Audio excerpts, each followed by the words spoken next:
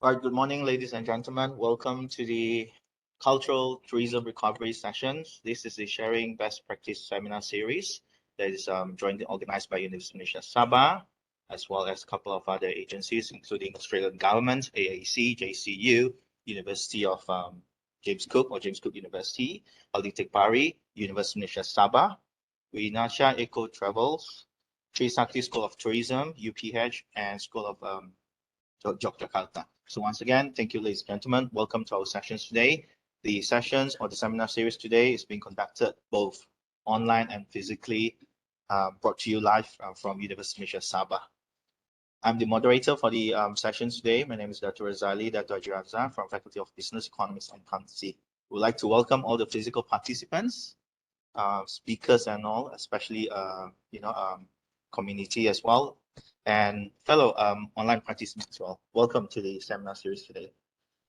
Post-COVID-19, it is an endemic era where tourism across the world is actually getting impetus because there is so much more for people to see and to experience. So in fact, visiting another country basically is one of the best way to learn about the culture and language of that particular country. This is a high time for people to travel post-COVID-19. However, of late, people are indulging in cultural tourism that has given tourism a whole new meaning. So today's workshop and seminars are actually a convergence between tourism and culture that will increase the interest of peoples, visitors with cultural experience to bring up unique opportunities, but also complex challenges for the tourism sector.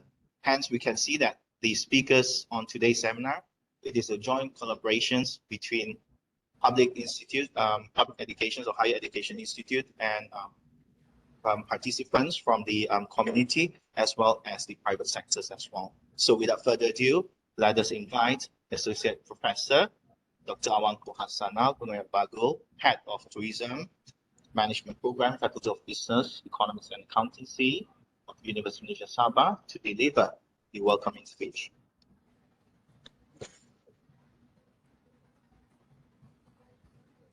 Thank you, Dr. Razali, Dr. Iranza.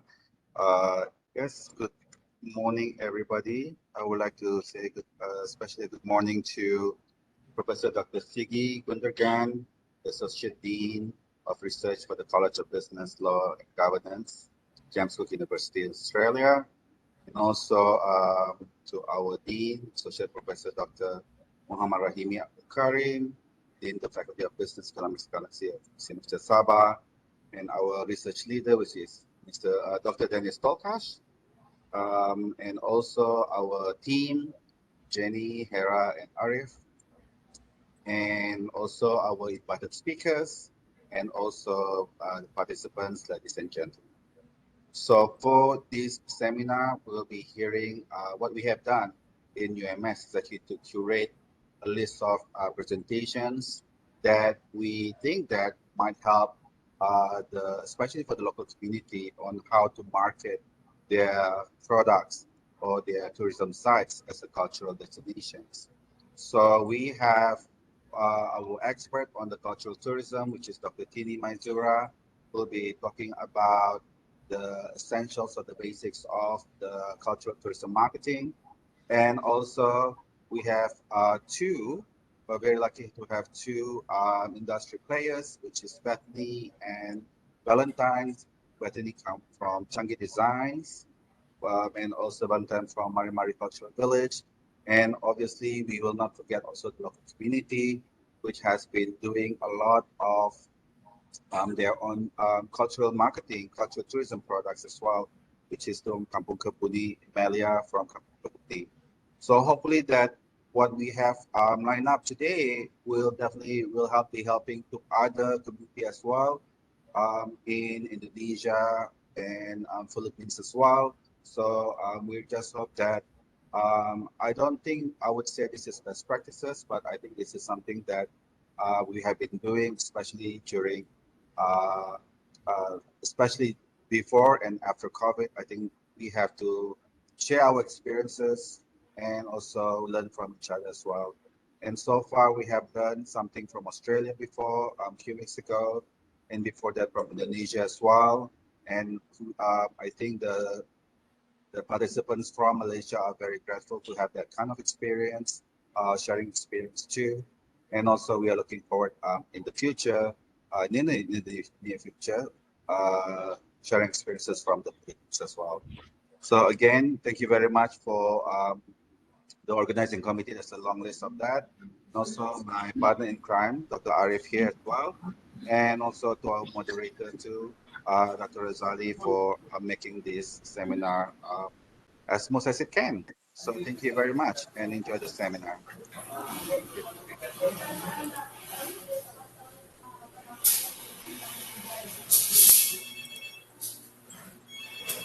I didn't mute. Oh my god.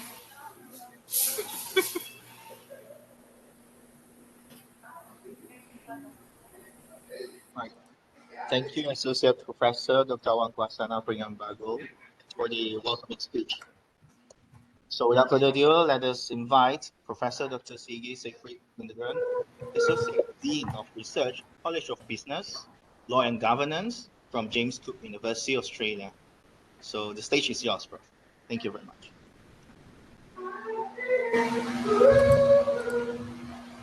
Sorry, Prof, your mic, yes. Okay, well, thank you all for inviting me to participate in this seminar, which I really appreciate. I'm really delighted.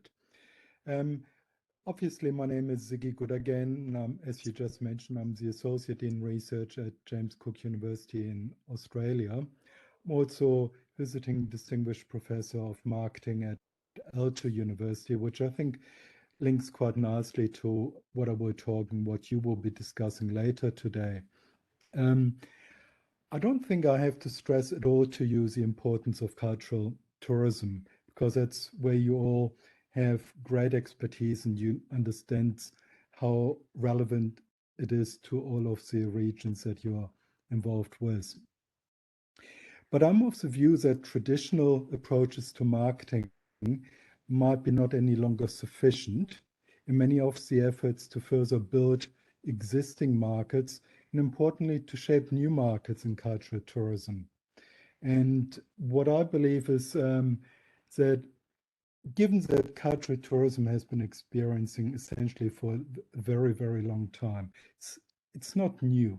We've been going on or traveling the world seeking to experience certain cultural areas, certain destinations, countries, and so forth. This has been happening for a long time. But obviously, given the recent challenges with people being able to travel, competition has also increased in general, but also given the need to attract people, given current demands for attracting more people to come to certain destinations. And I believe that this poses significant challenges to both destinations, but also operators within those destinations. But given that there's those challenges, I also believe that there are huge opportunities to package experiences in new ways, such that they can be marketed and promoted successfully to lure new tourists to selected destinations. But I also believe that this is not just about identifying apparent opportunities, but much more about creating new opportunities. And this requires creative, entrepreneurial ways of understanding what kind of products to package, produce, and then promote. And we'll talk about both elements briefly. First, my belief, or I argue that tourists, as you all would probably agree, are motivated by very clear understanding and idea about what they want and why they want to go to particular destinations that they're interested in. And we also would agree that tourists differ in what they want and when they want to experience certain cultural tourism experiences. So in a way, traditional approaches to segmentation, targeting, and positioning for cultural tourism products are important as they enable destination operators, marketers to match suitably packaged products with the right kind of tourists. Without a suitable fit, investment in promoting cultural tourism products would be wasted. But the question is whether that's enough. I believe it is essential to be good in segmenting markets, in targeting the right kind of tourists, and in then positioning the right kind of products. But I don't think it is sufficient. So I think destinations that are at the forefront probably do things differently.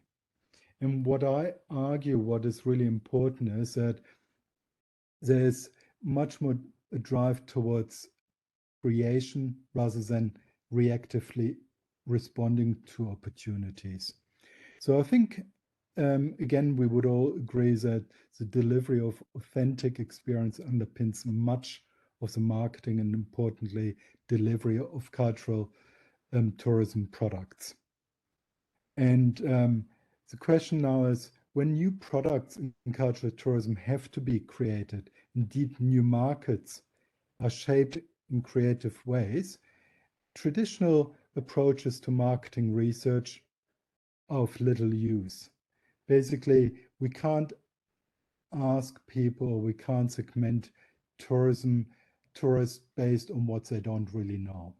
So the challenge really lies with destinations and operators to come up with new ways of deliveries and of delivering cultural experiences, and also then importantly experimenting with ways of refining such products such that they become successful. So I think this iterative process of coming up with new ideas and then experimenting with those ideas really will set those destinations apart from others that are rather reactive and don't experiment with new ways. What this obviously demands is really strong entrepreneurial abilities to shift away from reactive marketing to proactive approaches in marketing. And so instilling a sense of entrepreneurship is crucial for any of the marketing activities to propel destinations into a position where they can succeed in the long run. And I think the important part is to move beyond the issues that we've experienced through the recent pandemic and future disruptions, but it's really about becoming resilient to move back to not only to the status quo that existed prior to pandemic, but it is important to come up with ways that are different. If we continue doing what we've been doing over the last years, we're probably not moving forward. And so it's really, I think, a big challenge to go beyond bouncing back towards doing things rather differently, creating novel cultural tourism products and developing new markets. So competing in markets for cultural tourism experience is becoming more challenging, I would argue. But beyond knowing and successfully operating in existing markets, I think the challenge is really about shaping new markets and understanding how to create cultural tourism products that are novel, distinct, new, and competitive. But whilst also already, I think, challenges to some of the destinations and operators where we operate, I think what's becoming even more challenging is then to look at experiences that become blurred, where virtual reality becomes part of the experience some tourists seek in learning about cultures, destinations, and so on. So I think creating, thinking about experiences needs to go beyond just understanding real experience, but also understanding whether for some of those tourists, some segments, virtual reality experience do play a role, and do they enable marketers, operators, destinations to attract more tourists to a particular destination. And so I think that's where I really wanted to leave it, with a very brief introduction to the seminar, because I know that you have many more speakers who have immersed themselves in much greater detail. So thank you all, and I hope this will be a really great seminar.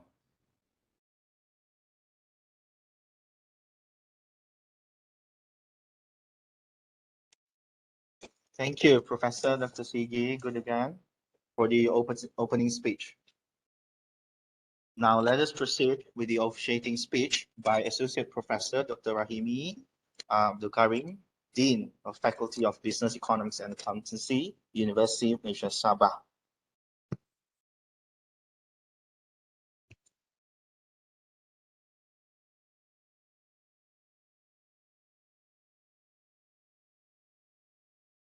Thank you, Mr. Chairperson. The Honorable Professor Dr. Siggi Gudergan, Associate Dean, Research, College of Business, Law and Governance, James Cook University. Sorry for the technical, just wait for a while.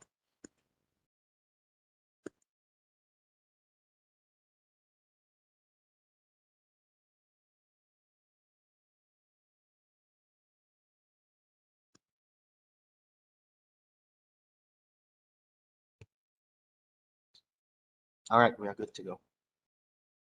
Thank you, Mr. Chairperson.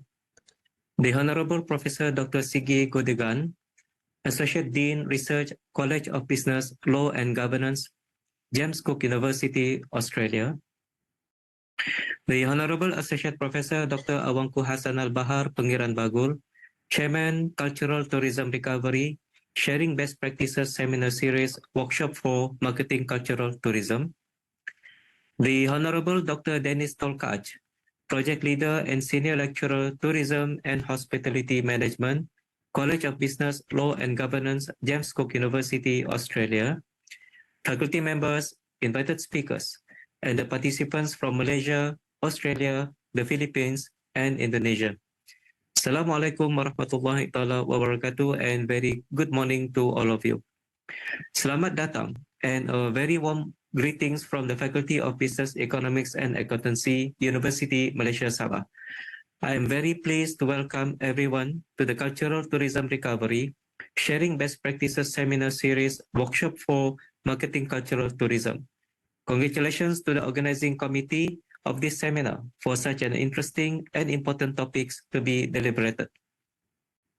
It is a pleasure for our faculty to organize this international seminar in partnership with James Cook University, Australia, with the support of the Australia-ASEAN Council. We would like to hear experts, industry players, and researchers sharing their experiences in marketing cultural tourism. Ladies and gentlemen, despite the adverse health and economic impact of the COVID-19, the pandemic has provided us the opportunity to rethink and reshape tourism, in particular, cultural tourism, as one of the major products for ASEAN.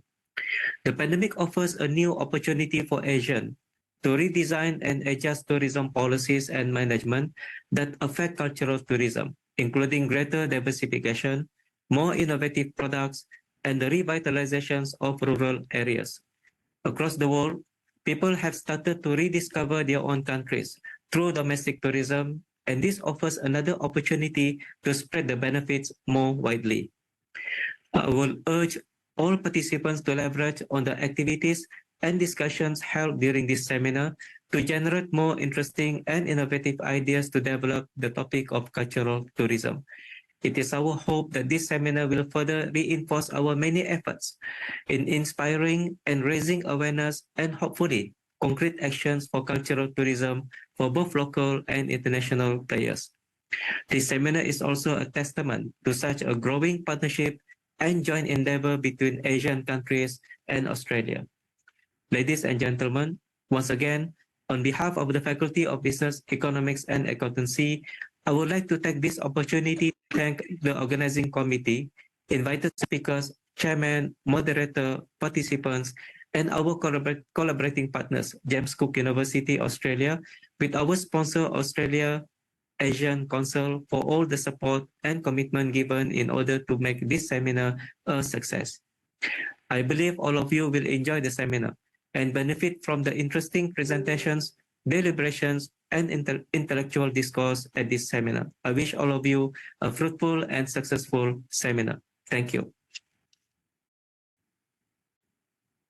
Right. Thank you, Associate Professor Dr. Mohd Rahimie bin Abdul Karim, the Dean, Faculty of Business, Economics and Accountancy, Universiti Malaysia Sabah. That is the end of the officiating ceremony. With that note, we can say that cultural tourism, basically a journey of people to specific destinations that offer cultural attractions, including historical sites and artistic and cultural events and shows, with the aim of acquiring new knowledge and experience that to meet the intellectual needs and individual growth of the traveler. Hence, that is the importance of today's seminar. Let us proceed with the speaker sessions. I will be moderating the sessions. We'll have a couple of speaker sessions today. The first will be by Dr. Tini Maizura Mohtar. She obtained a PhD from James Cook University, Australia, senior lecturer, currently serving as a senior lecturer at Faculty of Business, Economics and Accountancy, Universiti Malaysia Sabah. Dr. Tini Maizura Mohtar is a senior lecturer of Tourism Management Program at the Faculty of Business, Economics and Accountancy, Universiti Malaysia Sabah.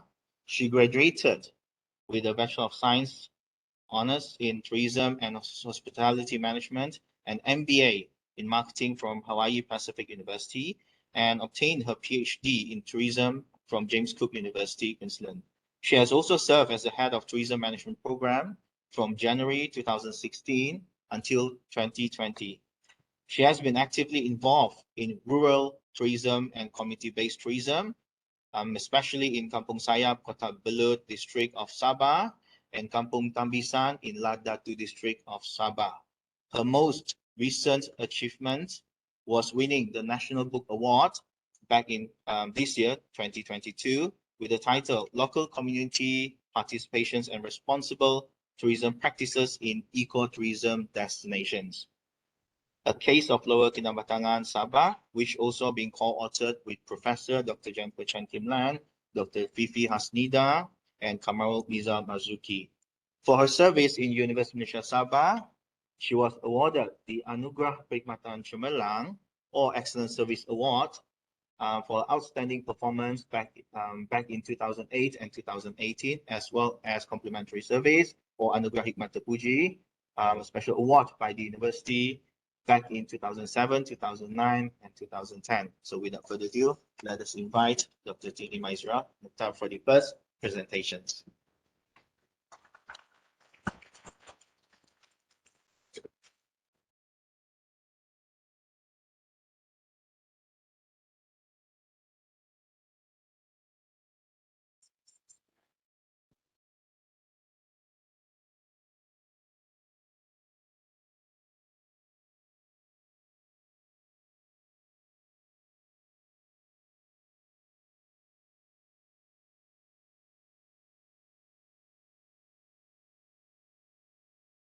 Okay, just scroll up. Okay. Okay. Very good morning to the participants. Okay. Good morning, Associate Professor Dr. Awangku Hassanal, Bahar, Pengiran, Bagul, Head of Tourism Management Program, Faculty of Business, Economic Accountancy, Professor Dr. Siggi, Gudergan, Assistant Dean, College of Business, Law and Governance of James Cook University, Professor Dr. Rahimie, Associate Dean of the Faculty of Business, Economic and Accountancy, Dr. Denis Tolkach, the project leader, and fellow invited speakers, Madam Fauziahton, Madam Emalia, Madam Bethany, and also Mr. Valentine.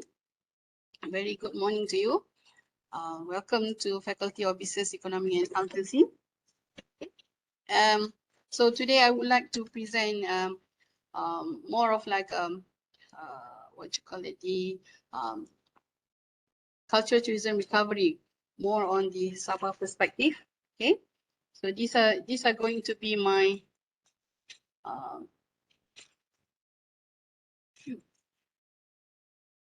okay, not moving. Okay, okay, thank you.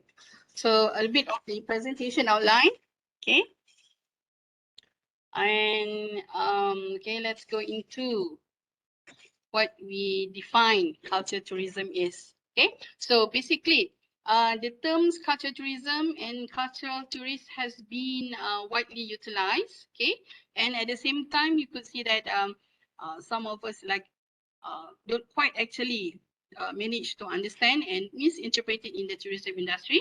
Okay, and at the present, most scholars and researchers employ the culture tourism concept. So based on the definition by the UNWTO, okay. So cultural tourism has been actually one of Malaysia's successful niche, okay, niche product, and has been attracting the international tourists as well as Malaysian domestic travelers, okay. And Malaysia culture tourism asset, as we all know, that considerable range from historical buildings as well as to multicultural lifestyle, okay. And in academic track, okay, since I'm academician, so in academic track sociologists such as we have McConnell, we have Ari also repeatedly link culture and tourism in their work, okay. And McConnell emphasized that tourism is all about the culture experience itself, okay. And moving on to Richard's definition, he did mention that culture tourism defined as the movement of person to cultural attractions away from their normal life.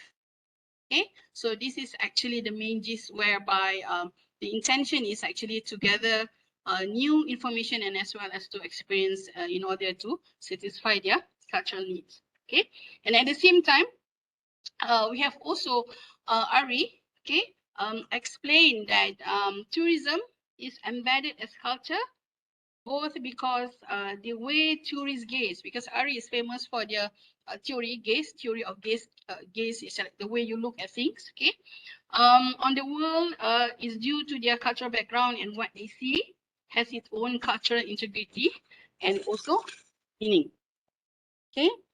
And I'd just like to share on the components of culture tourism.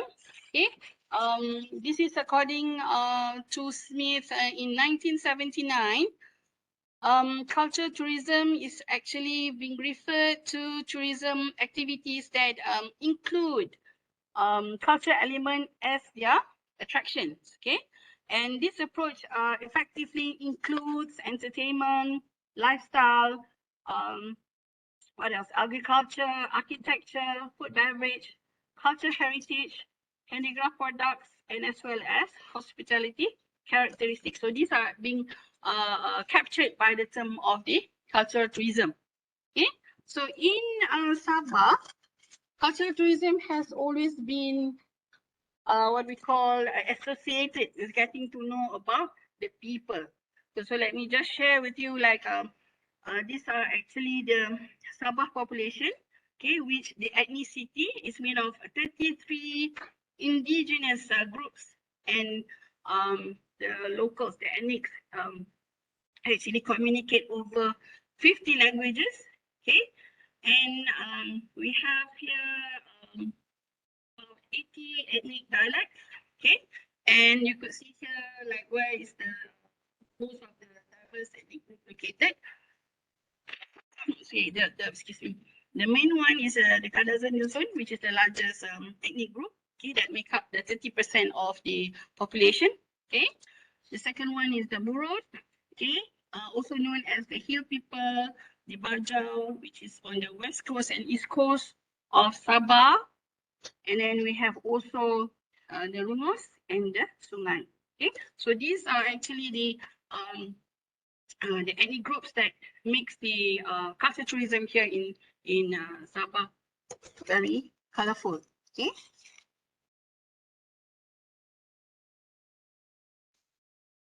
Okay, and it it is also good to understand that who is actually the cultural tourist. Okay, so a growing body of literature indicates that some people are more highly motivated to participate in cultural tourism than others. Okay, I myself is a cultural tourist. Okay, whenever I travel, I as a Generation X, okay, I would like to go to marketplaces. This is where the easiest way for me to capture the local activities, what they have, what food they have, you know, activities, handicrafts, and whatnot. So this is actually the main types of the Generation X is like to check on. Okay, and we have also scholars like Michael suggest that how can we go about in understanding cultural tourism is actually more on considering the two issues, which is the main reason for a trip. Okay, the first one is the main reason why they travel for the trip, and also the level of experiences at a certain destination. So these are the two elements that boomers, Generation X's, and Gen Y would love to capture. Okay, and also there are a number of conceptual and also empirical studies which have attempted to use this kind of measures in order to explore the typology of the tourist itself. Okay, and basically on the screen is actually types of what we see the most common activities that Generation X's, Y, or the boomers who love to travel is to find out just what is the local people all about, their activities and their crafts. Okay. Moving on. Then we have what we call the components of cultural tourism for the contemporary people. So many also have argued that contemporary tourists demand more than just mere sightseeing and photographing the local attractions. Okay, and many of today's tourists are actually more sensitive to local culture than some of the predecessors. Okay, as they tend to be better informed.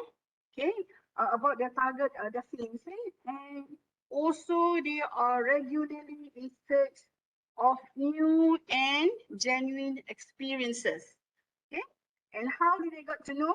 Okay, so Bowen and Clark, okay, another scholar, okay, also say that contemporary tourists often seek satisfaction through direct and personal experiences.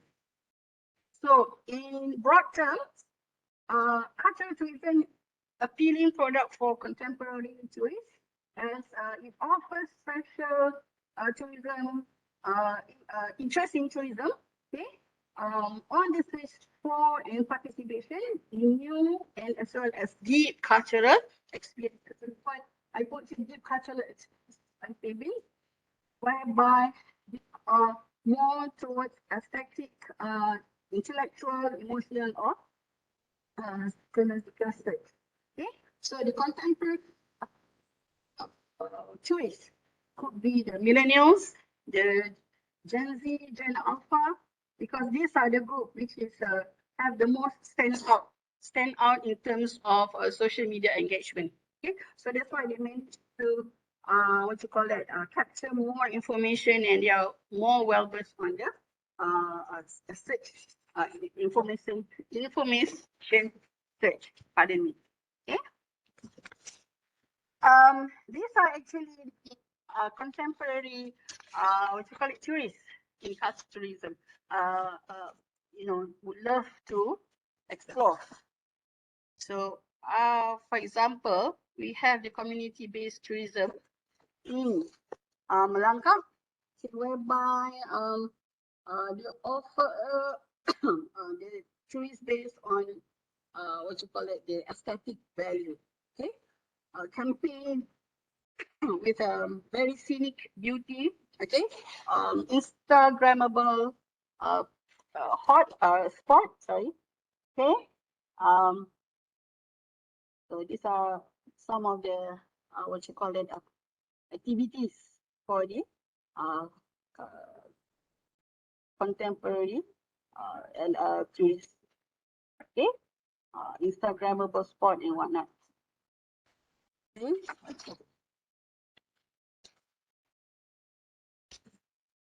Okay, then okay, let us move on to as I mentioned earlier. Okay, culture tourism has always been the successful niche product in attracting international tourists as well as Malaysian. Okay, and also Sabah is also rich in process and cultural diversity that makes it is actually the main tourist attraction. So through the observation that has been done since our border opened, okay, Sabah has actively promoting what we call here rural tourism as their focus in reviving tourism locally and internationally. Okay, so through the observation that has been done, okay, community-based tourism is seen as the sub-branches of sustainable tourism, which is centered in communities and have been commonly applied as vehicles for this rural development in these peripheral areas. Okay, and definitions by UNWTO on rural tourism is actually type of tourism activity, okay, in which visitors' experience is related to a wide range of products, which is linked to nature-based activities, agriculture, rural, lifestyle, culture. Okay, it could be angling activities and also sightseeing.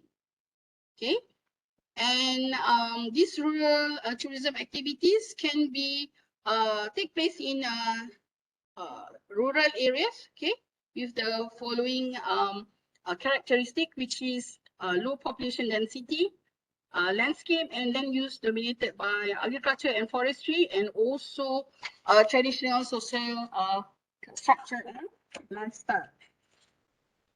Okay, and I would like to share with you some of our approach. This is where just like to show most of the with the green spot there, with the Kota Kinabalu area. Plus minus about 4.5 or 2 hours drive from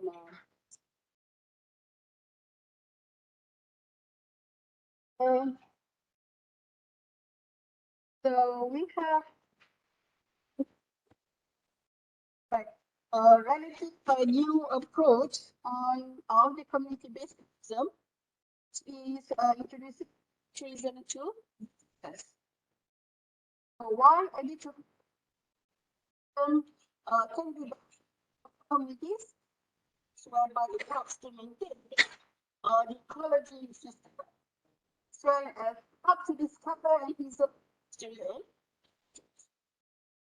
So people most of the time can explore the culture and the way of life. Most of the time, also actually to or making it this some of the five believe to so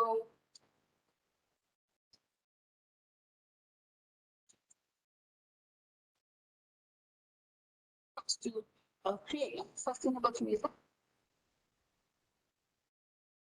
biodiversity, ecology for the future generation. Okay, and I have a bit of history. Okay, so okay, and hope everyone knows where I mean the audience know where Kampung Sayap is, I believe. Okay, it's actually located at the Sabah Park substation. Okay,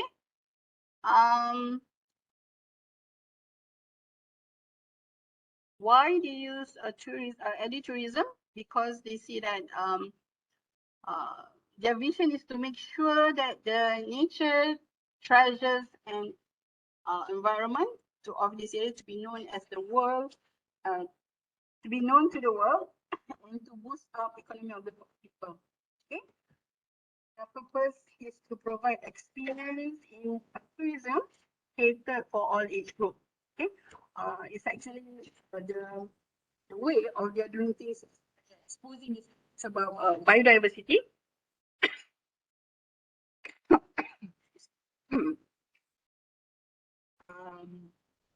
Actually introducing biodiversity and ecosystem, which actually can help to boost the students' motivation towards loving and playing a role as the manager for the environment. Okay, so that is actually the context that we are using.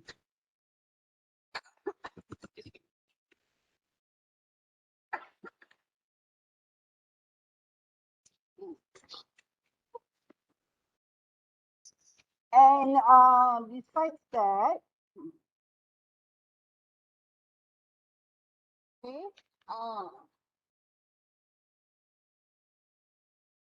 one of the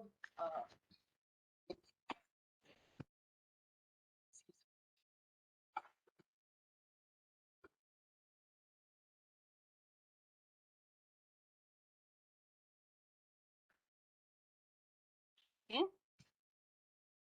and other aspect, other new aspect in Kampus Sayap is like you're that able to besides of able to cultivate the level of education to their youngsters. Okay, at the same time, they're able to create the new economic prospect. Okay, and, other than that, one of the important aspects in tourism is converting the tourism activity at the community destination from the contents of education. For example, there are sightseeing tours, bird watching, hiking, jungle trekking, mountain climbing.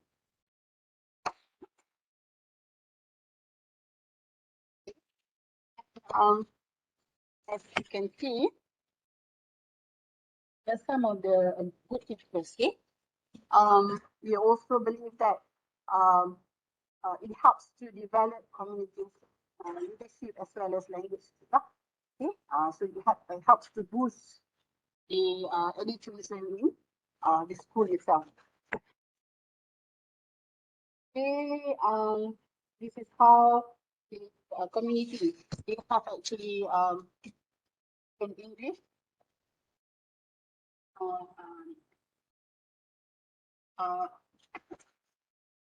How they could idea community. Okay, with the local communities. Okay, and I believe that early exposure to the younger generation will actually nurture good quality of human talent in the kampung. Kampung is village.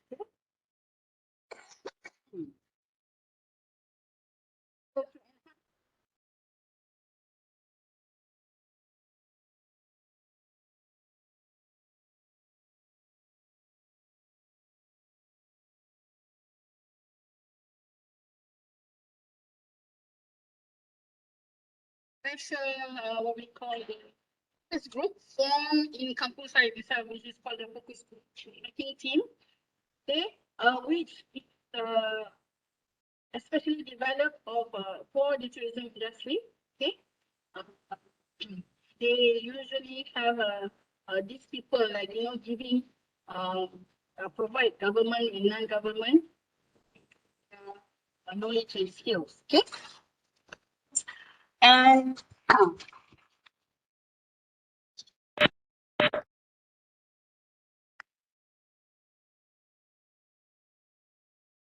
it's actually part of the. Okay, just to share you the view of Kampung Sayap. Very nice location, close to what you call that, the Sabah Parks substation. And also have what you call that able to communicate, okay, by the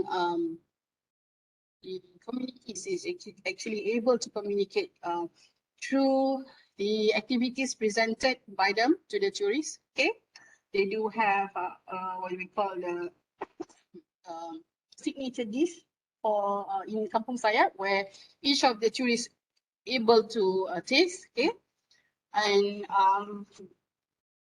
also they were all well known for their hiking activities. Okay, and this is actually a group of tourists coming from the domestic tourists that comes to for their hike. Okay, and this is how the cultural tourism helps to what you call that, the enhance the community tourism. Okay, whereby the domestic tourists start to giving support. Okay, they were so into this program. Okay, and nowadays Kampung Sayap is well known for their hiking package. Okay, and then besides that, we have also other community projects. Okay, so Tagal means Tagal, also known as bonbon. Okay, okay. So these are actually, we could see clearly, this is actually the fishes. Okay, so a system involved in zoning certain selection of river, which would then remain off limits to fishing activities for a certain period to allow the resources to flourish before being harvested jointly by the villagers. Okay, and this is the traditional method to manage natural resources, especially the river. Okay.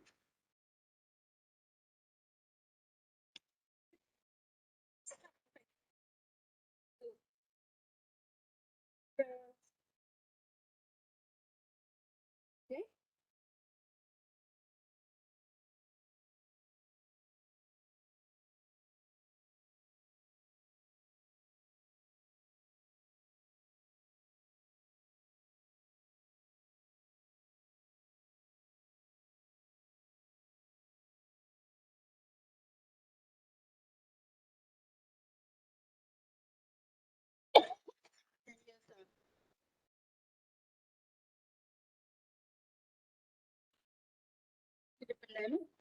This is what we plan to achieve.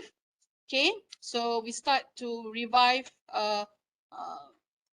the community. Okay, preparing the community after the pandemic.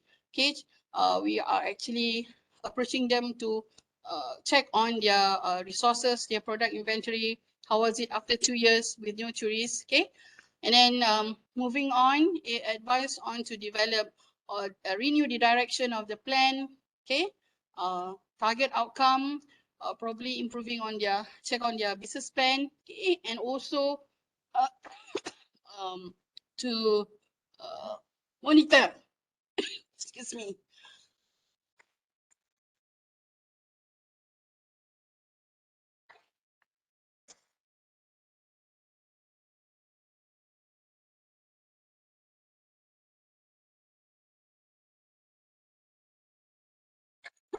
to monitor what you call the community-based film development.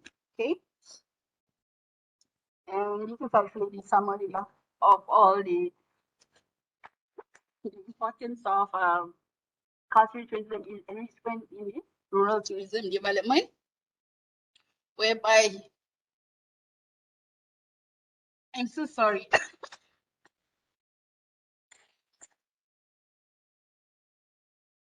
Okay, it involves local culture, whereby formal and informal learning of local culture can be what you call it, experienced by the tourists. At the same time, we have the cultural preservation, okay, and cultural transmission within the community to the tourists. The surroundings, where how they go about in managing natural resources and preserve the environment. Okay, economy income from production of local resources. Okay, for local community involvement, development according to community needs. Okay, we had it. Is a democratization, and lastly, the social aspect for active participation of community. For that, I end my presentation. Thank you very much, and I apologize for my health this morning. Thank you.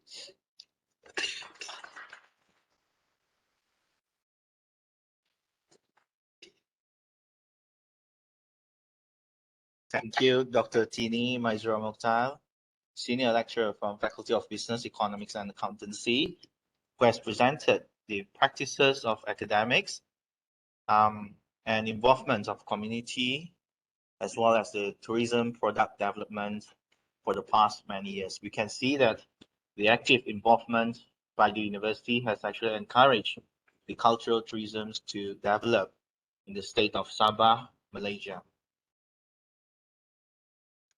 From the participations of academics, academicians with the community, let us proceed with the roles of the local governments in promoting the cultural tourism products of Sabah.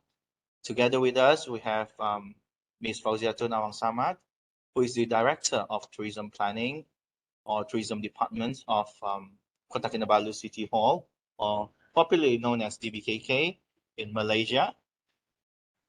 She has a vast experience in government sector for the past 20 years. She obtained her Bachelor of Arts 15 to 20 years ago, as well as obtained a Master's in Tourism Planning. So without further ado, let us invite Ms. Fauziahton Ag Samad.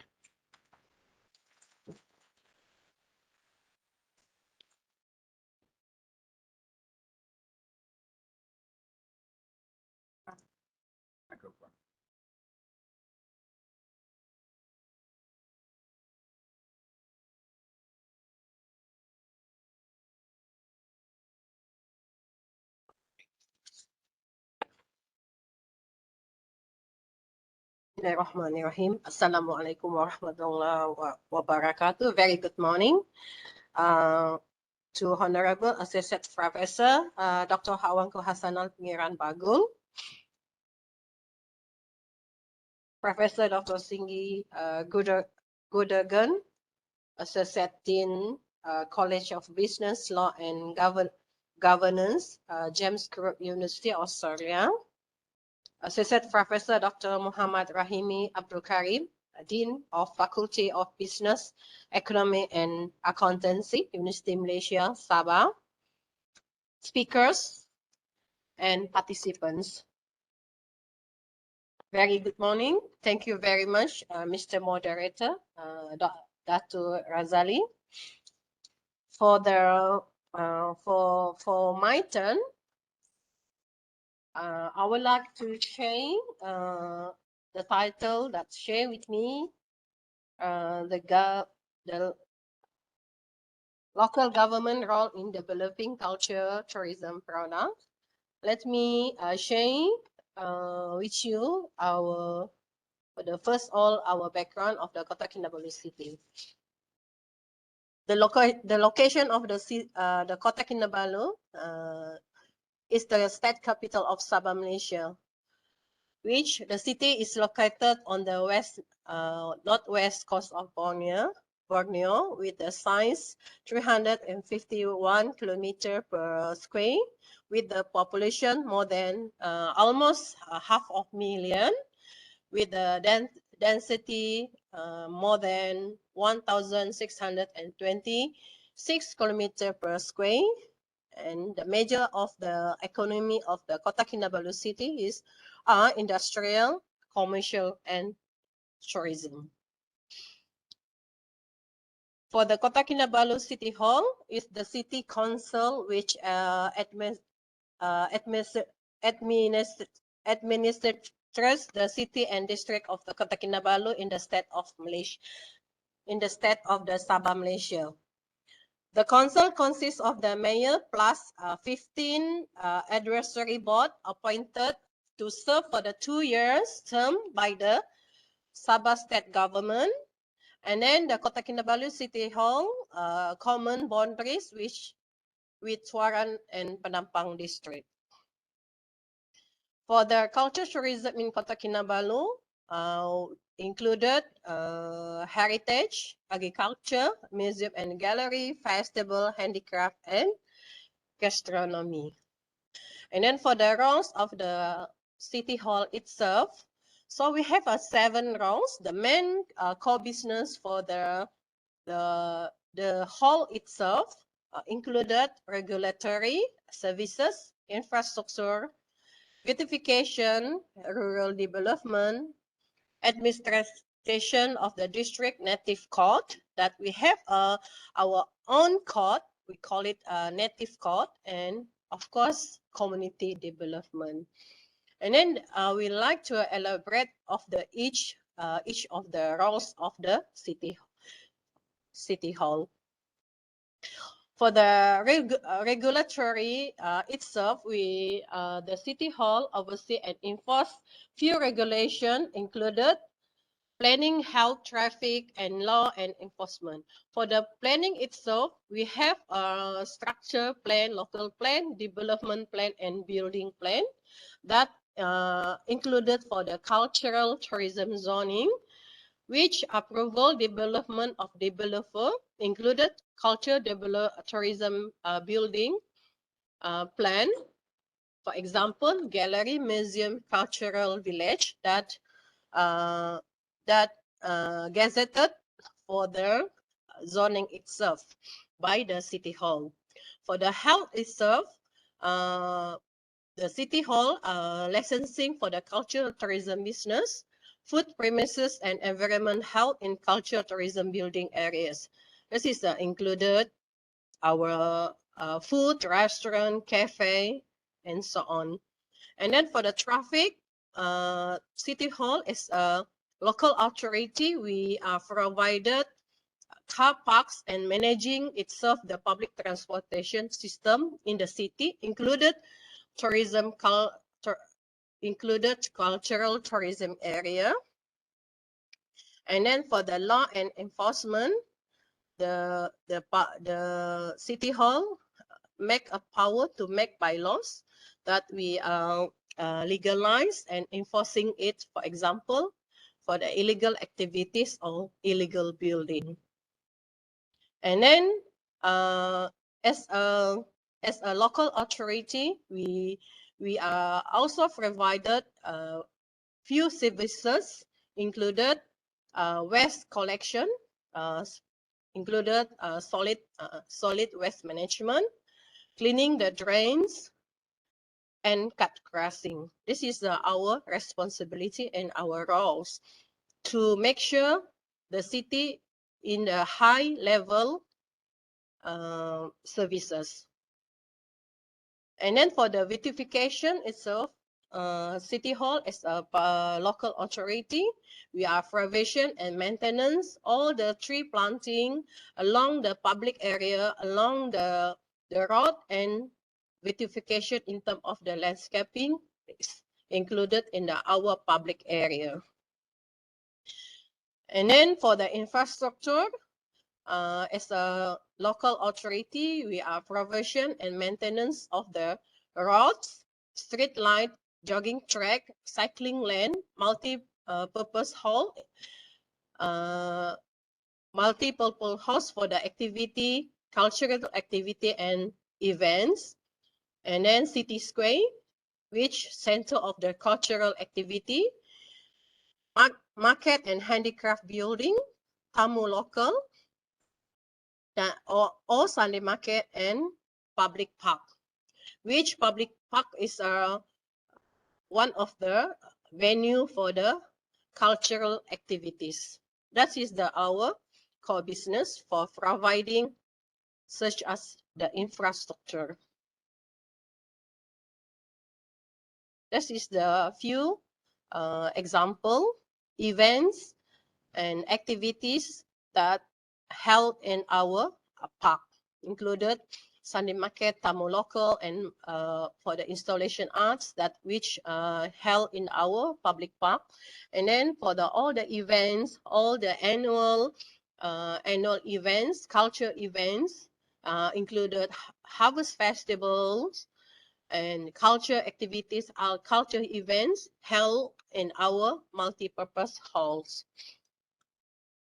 And then as a city square, our Padang Merdeka, one of our main public area, that is all the state event, all the cultural event held in our city square or Padang Merdeka. Even though for the city hall itself also provide and manage one of the main handicraft market in Kota Kinabalu city center. And then the public market in the city itself, in the Kota Kinabalu city center, and then few decentralization market provided by our local authority, by Kota Kinabalu City Hall. And then for the another rounds, administration of district native court. This is the court. The native court is a mechanism of settling dispute concerning breach of customary law among the native in the state or city. Okay, native customary law refer to law of the local people developed and handed down by a recognized native authority from time immemorial. It is said that native customary law in the true culture which is grown up from the common people. So this is the another role of the Kota Kinabalu City Hall. That's we have our own court that we call it native court. So the last our core business core business for the City Hall is community development. So in the City Hall is a local authority. We are provide and then we have a few programs under community project included Local Agenda 21, Safe City Program, Security and Development Committee, City Friends Community Development Leader Unit, and then the most important is community-based ecotourism. So for the community-based tourism or culture tourism, we have one of department responsible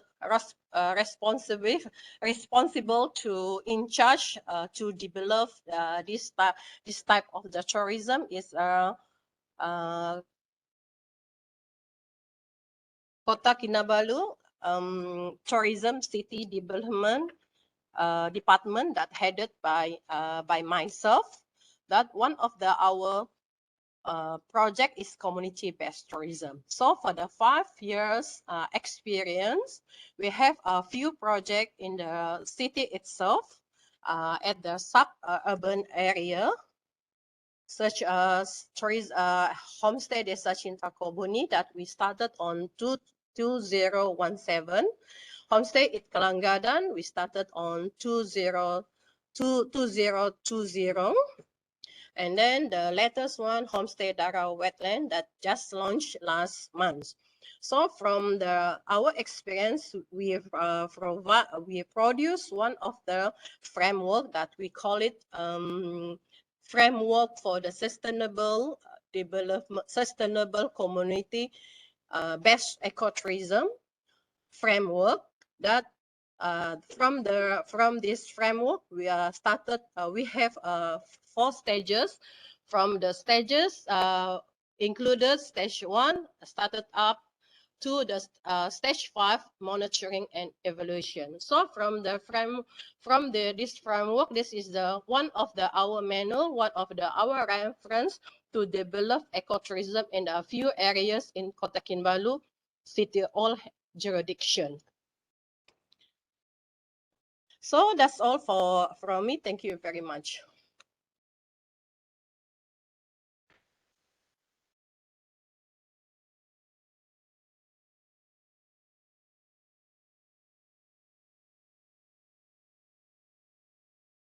Right, that was a lovely presentations by the Director of Tourism Departments of Kota Kinabalu City Hall.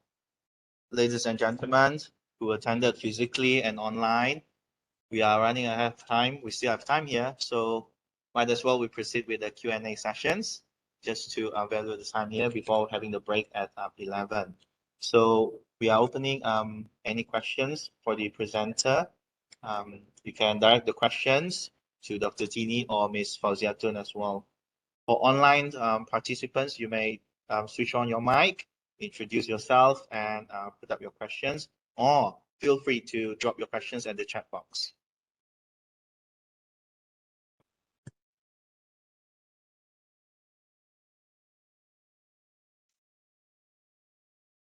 All right, just in case online presenter wondering where how many of us, we are actually roughly about 20 plus of us here. So please feel free to ask questions. Right, just to inform you guys, we also have 23 participants joining with us today from various countries and nations.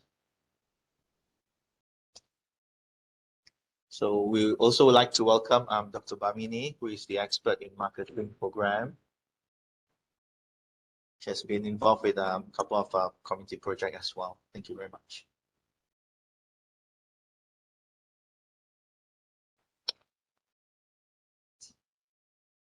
Probably should be getting.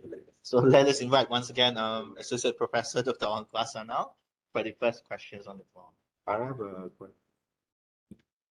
One is for Tini and one is also for Fauziahton.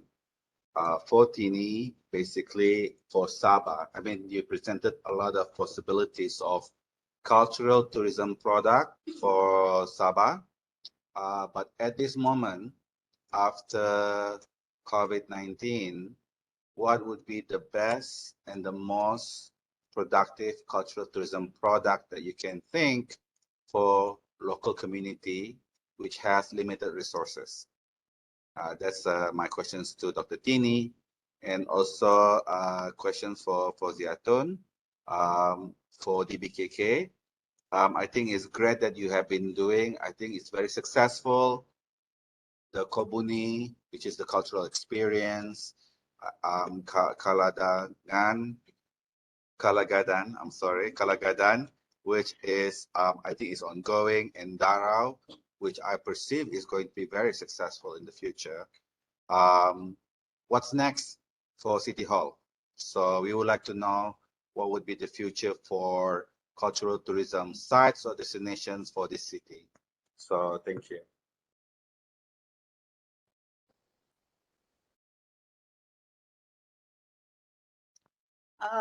Thank you, Dr. Hassanal.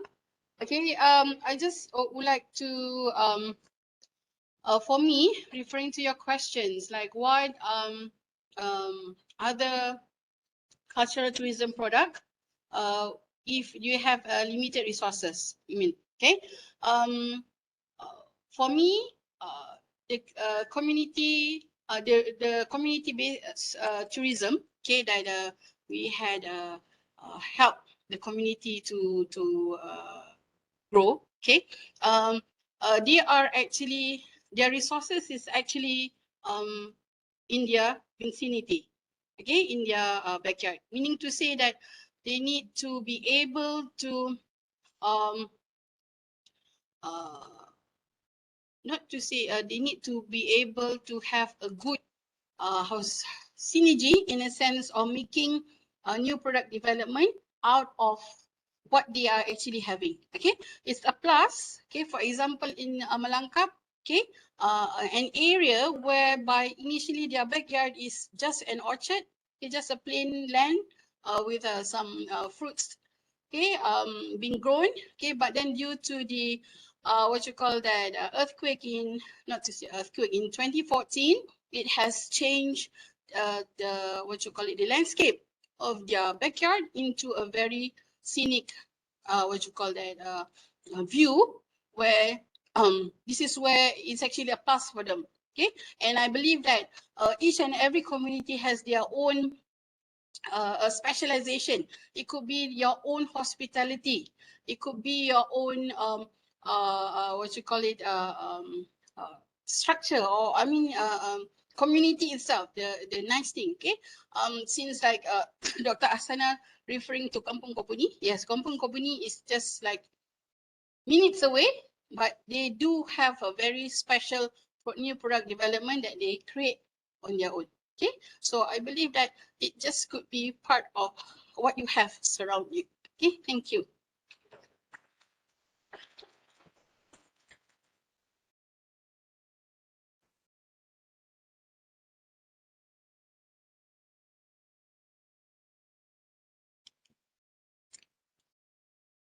Okay, thank you for the question from the Assistant Professor, Dr. Hassanal. So for the DBKK itself, so we have about 7 sites, 3 sites of the CBT, community-based tourism. From the 7, 3 of them are homestays that included Desa Cinta Kobuni, homestay It Kalanggadan, and homestay Dara Wetland. So we have, in total, we have 7. So for the our KPI, my department KPI, we targeted about 5 homestay. So we have another 2 homestay to achieve, but our aim for the CBT, our main aim is to rather than quantity of the CBT, we aim for the quality of the CBT that we have right now. So in the 3 years, we targeted for the homestay and our ecotourism site CBT. We are targeted to them to achieve our ASEAN standard. So this is our aim, and then this is our progress to achieve the standard, the ASEAN standard of the homestay and the ASEAN standard of the CBT, community-based tourism. So by next year, we are plan to rearrange, reorganize the capacity building for the homestay that we have to repackage their product and then expanding their product to achieve our target, and then to achieve the standard. So we realize that competitive and then challenging among the CBT is very high. That's why our aim, our objective to upgrade all the facilities, all the CBT utilities, and then the facilities in the CBT area to upgrade it, and then to enhance all the participants, all the community in that area. This is our aim. That is our planning for the CBT in our city DBKK project. Thank you. Thank you. There's a question here for you. Morning to our speaker. May I ask if the road isn't performed by the traffic and Sorry, can I see the whole? Good morning. May I order? Okay, for the traffic, our role is a local authority to manage and to provide the road and manage the traffic in our road area. Means certain road is owned by the JKR, and then certain road owned by DBKK. For the maintenance and for the for the arranging is by DPKK, and then for the waste collection in our rating area managed by DPKK, and then from the outside of the waste collection, we have another program, another project for the waste management. We have our own, we call it a new project, we call it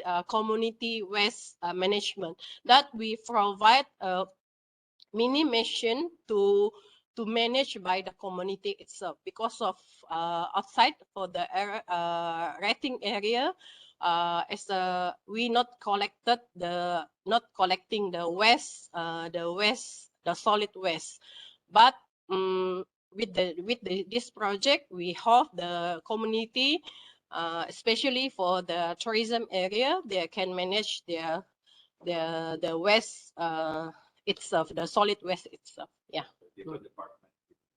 Yeah, actually, that is a different department by DPKK. In DPKK itself, we have about 26 departments that we have our own business, our own duty lah. And then for the tourism office, for the tourism department, we more on developing, more on planning the tourism, the developing of the tourism product. Yeah.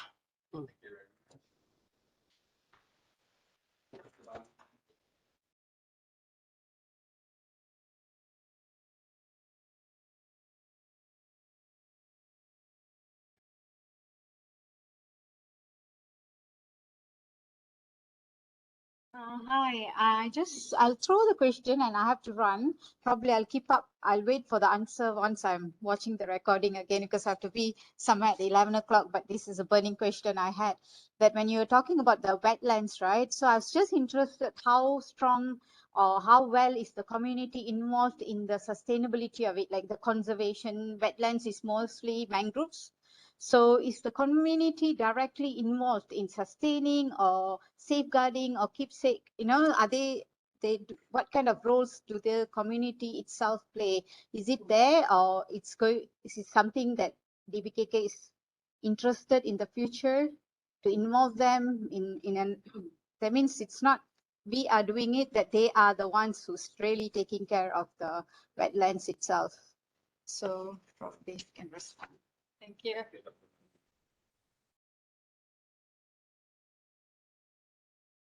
Okay, thank you very much.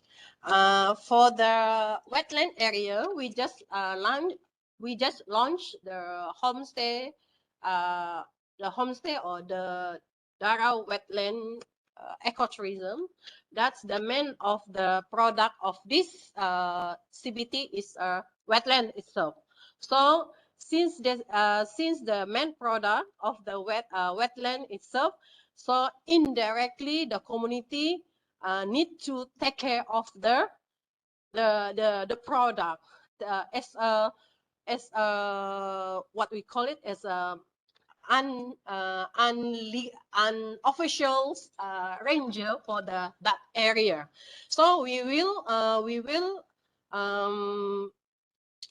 make a what we call it partnership or collaboration with the wetland, Kota Kinabalu wetland, to discuss further about the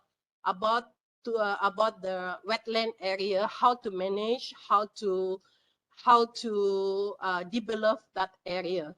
Even though the area is not under the BKK jurisdiction, this is under another department, but this is not our excuse, since this is not our jurisdiction, this is not our duty, but that is our duty to collaborate and then make what we call it cooperation with the other agency to take care to not only take care but to sustain the area, since that is our asset. This is our community main product, community asset for develop that area.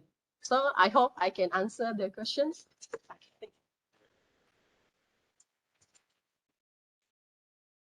I think we have the Davao community here. Do you guys want to mau cakap sini?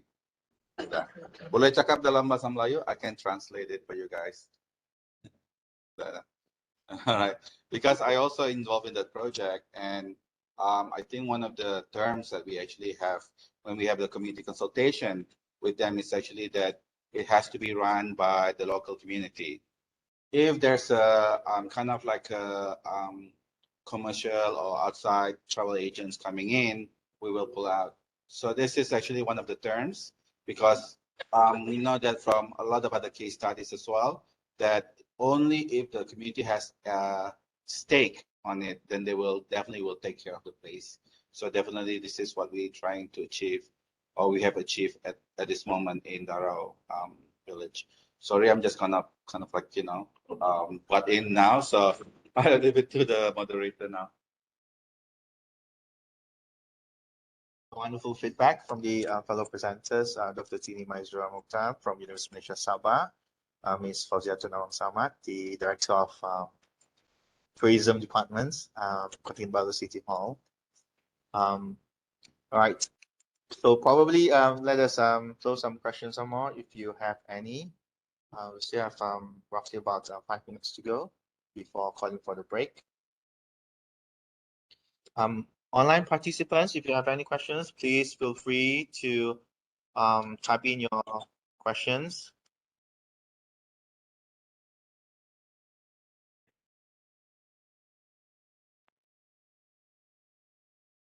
I'm not sure whether this has been asked or not. Hold on.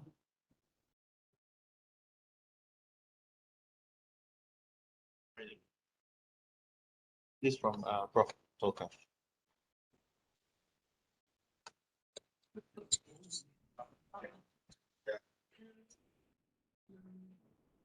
Right, we just saw the questions here from Professor Tolkach. This is the questions directed to both presenters. Does University and City Hall collaborate on tourism projects, and how those projects or collaborations being done? Yeah, okay, thank you very much for the questions. Okay, for the collaboration, so UMS is our main collaborator for the few projects included homestay Desa Cita Kebuni, and then homestay Dara Wetland. So for the collaboration is very very strong, and then we had transfer knowledge from the UMS itself, especially in our capacity building to the community. So thank you very much for the UMS for the our support our project, and then to be a main collaborator for our CBT project. So.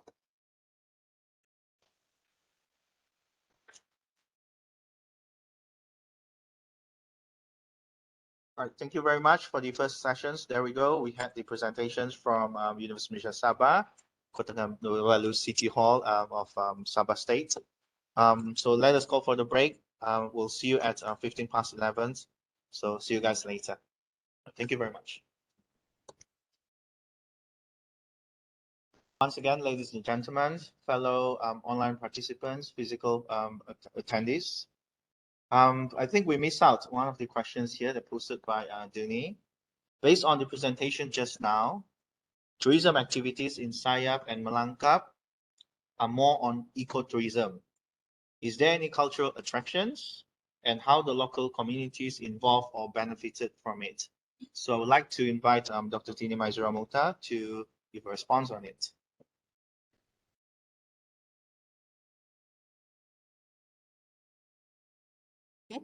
Thank you very much, Doni. Yes, I did not actually we have several packages. It's actually according to each of the homestay operator.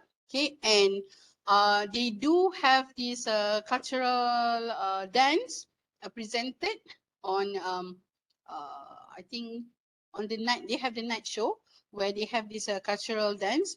They have this their signature Kampung Sayap dance. I think they are I forgot the name, okay, but they do have the school kids, okay, as part of their dances, where this is where the school kids are actually learning, okay, and learning their dance, and at the same time educating the what you call it, tourists, the participants, to join into the cultural dance too, okay. And we do have also other besides the cultural dance, we do have the preparation of the local delicacies, and also how to go about in preparing the local delicacies, starting from the way you you go to the go around and finding the ingredients until you prepare the food. That's all. Thank you.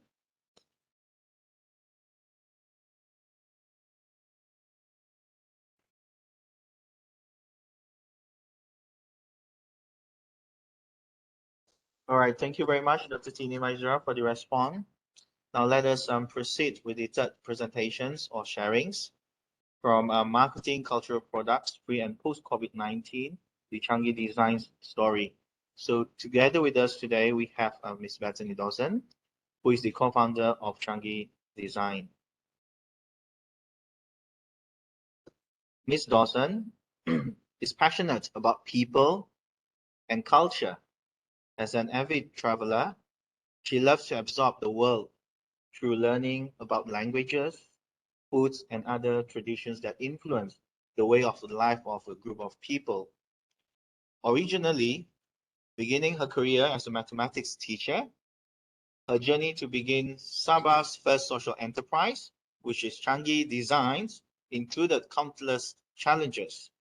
However, even in those challenges, she has found a passion for culture, people, and even math fulfilled. Changi Design was established back in 2015 with just one artisan and a dream. The vision was to create culturally inspired products while providing fair wage work. These products will then be marketed to tourists. Since 2015, Changi's Design and the teams of artisans has grown exponentially. It also now exports to United States of America, United Kingdom, and Australia. Through the last few years, Changi has had the privilege to collaborate with companies like Red Cross, BMV, or locally pronounced as BMW, Bayer Health, and many other global brands. With the desire to impact Sabah, the Give 10 to Sabah program was started, where 10% of all profits was used for community development. During the pandemic, over 9,500 people received food aid because of this program. Such an impact now led us to have Ms. Dawson that led a team of support staff and more than 40 seamstresses, as much as she loves the opportunity to invest in those around her.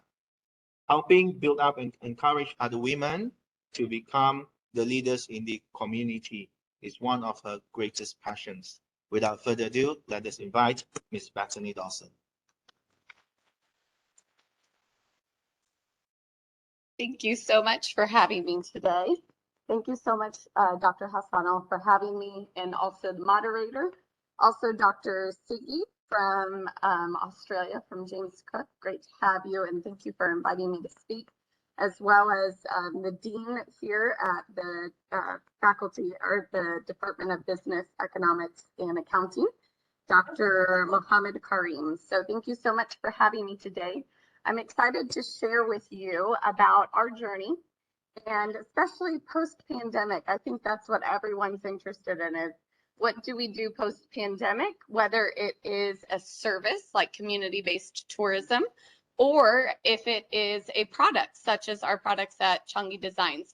So I want to share a little bit about our history as a company so that you can understand what that means now, how we got to here. So to begin, as the moderator said, we started in 2015 with just one seamstress. But we did, my husband and I had a year of marketing research in the US. I'm from the US. And to give you an idea of why I landed here, actually, it was kind of culture-based tourism. So we were traveling, we worked in South Korea, We wanted to travel to multiple countries while we were based in South Korea because travel was so much cheaper within Asia compared to in the US. So we went to multiple countries, actually all of the countries except Australia that are on here. So I guess that needs to be on my list. But as we went along, when we landed in Kota Kinabalu, we really felt like, wow, this is a cool place. The people are so welcoming and so warm, and there's a lot of rich culture. As I can't remember, I think Dr. Tini mentioned more than 33 people groups. So there's so much culture. It was really fascinating. So that began eventually us landing here and staying here, beginning a business. Our business started in 2015. Then we went back to the US. We did a year of market research, assuming that our main buyers would be tourists coming into Sabah on vacation or Americans, people from the UK, Australians, as we exported our products overseas. Our concept was using materials within Sabah, mainly fabric, to make items that would be desired by Westerners, that would have some, or even foreigners, that would have a style that would be a little bit different and unique, but that would have a very cultural tie, that there you could see the culture that was exposed and integrated throughout the product.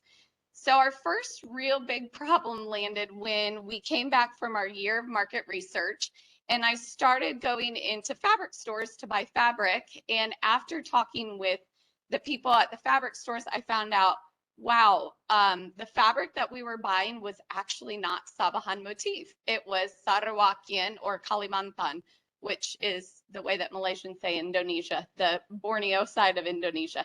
And so anyways, the items that we were buying or the fabrics that we were buying were not from Malaysia. They were from Indonesia, or I'm sorry, they weren't from Sabah. They were from Indonesia or from Sarawak. So that was our first big problem. We felt like we needed to be authentic and we needed to be true. And if we were saying we were Sabah made, but our fabrics weren't Sabahan, then that didn't really click. So we started launching our own fabrics as a result of that, which was a huge endeavor because it meant learning how to do cultural research to come up with what parts of different motifs there were that we thought could be used, what was the meaning of those motifs, and then asking permission from leaders within the community to use those motifs. So we officially launched in Malaysia in 2017. We very, very quickly grew. This was obviously post-pandemic. We grew very quickly from 2017 to 2020. We went from 1 artisan to 20. And our general marketing strategy, we really didn't have much of one, to be honest, because for the most part, we were the first social enterprise. We were the first ones kind of doing these niche cultural items in the way that we were. And so our items were sold out more than they were in stock. So that became kind of a trend for us. I will say, as the moderator shared, leading with women or helping women become great leaders is one of my passions.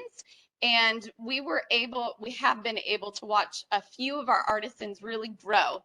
So during that 3 or 4 years where we grew very, very quickly, it was very obvious that we needed more leaders within our company. So I approached 2 ladies and asked them if they would be willing to be head artisans. One of them turned me down right away and said, I'm not old enough to be a leader. And I said, nope, leadership is not about age. It's about ability, and you have it in you. You just need some coaching. And after I asked enough times, she eventually said yes. Another one of the other lady that we hired as our head artisan during that time, she said yes more quickly, but was still nervous. But it was really neat to see. Her name is Api. She started sewing our scarves, then started running our training program along with a couple of other ladies. And so she helps to train all of our new artisans. And then this year, she became our design manager. So she is the one that will be helping spearhead, thinking through what products we want to make, what the size will be like, the shape will be like. And so that's been really special to watch her grow in her leadership capabilities and just be someone in her life that's encouraging her in that direction. So I'll show you a couple slides where you can see our products to get an idea of our style. I am wearing one of our scarves so that you can see on me also while I'm presenting, but this is kind of what we make. In general, most of our items are items that can be sewn because that's a skill that can be taught that also can be utilized outside of our company. So if someone really gains strong sewing skills, they can also use that to help their family with making clothes, repairing clothes, and then also within the community. And I would say the items that we are most known for are our bags, because our bags are very well made. The quality is very high and they're very unique. And so we tend to have a lot of people hunting down our bags.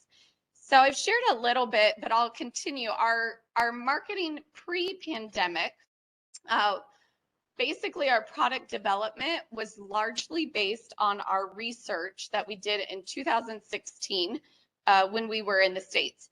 Now, we still honestly use that research because our customer base is pretty similar. And so it really helped us with colors, what kind of colors people would like. Although there is variation from year to year, you can see a lot of trends. So that research is still helpful today.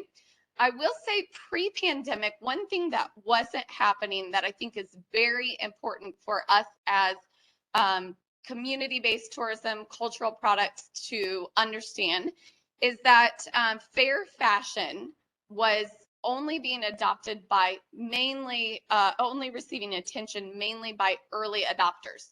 So what is fair fashion? Fair fashion, you can find companies you can look up on Instagram or Facebook, organizations like Fashion Revolution. They highlight in April or May, I forget which one, who made my clothes, who made my fabric. So the idea is the person producing the item is paid a fair wage. They're in a fair work environment, a safe work environment, and the composition of the product itself is generally within the fair trade principles. The composition of the product is taking into effect kind of like the environment or the sustainability. So this concept was only really being getting attention from early adopters pre-pandemic, but it was helpful for our company because that is an area of passion for us. So we had a lot of early adopters that jumped on and were sharing our stuff, sharing our story, which really helped us. As I shared, basically from 2017 until 2020, our sales almost always outpaced our production. So we really didn't do any kind of data-based marketing. We didn't do any kind of big research because we found that we didn't need it at that time. So what has changed post-pandemic? Well, a lot. First of all, we as a company are looking at post-pandemic as we're starting all the way over with a new business. Now, I know a lot of us, especially in the tourism industry, a lot of us kind of look at the pandemic as a negative. And while it has a lot of negatives, obviously, we can spin that as a positive and help our organization, our staff, our employees kind of look at it as a reset, okay? So here's what I mean by that. We can look at it as the pandemic destroyed this and this and this and this. Or we can say, there's some things that we were doing pre-pandemic that were not profitable. They were extremely exhausting and time consuming, or we didn't like doing them. Well, we can restart. We can say to ourselves, that didn't work. It was too time consuming. Let's pitch it. And as we relaunch post-pandemic, let's do some new things that are unique and different. So for us as a business, that's the approach we're trying to take. Have a positive outlook on it and launch in a new, fresh way post-pandemic. Buyer habits have changed, so we need to relearn our buyers. We're doing several things as a business, just with small things on Instagram, small, would you rather buy this or this? Or marketing research opportunities, having people at our office. and doing a market research panel. So we're doing some small things post-pandemic just to see where and who are our buyers now post-pandemic. But I will say, if you get nothing else out of what I say today, one of the really big things I want to emphasize are post-pandemic.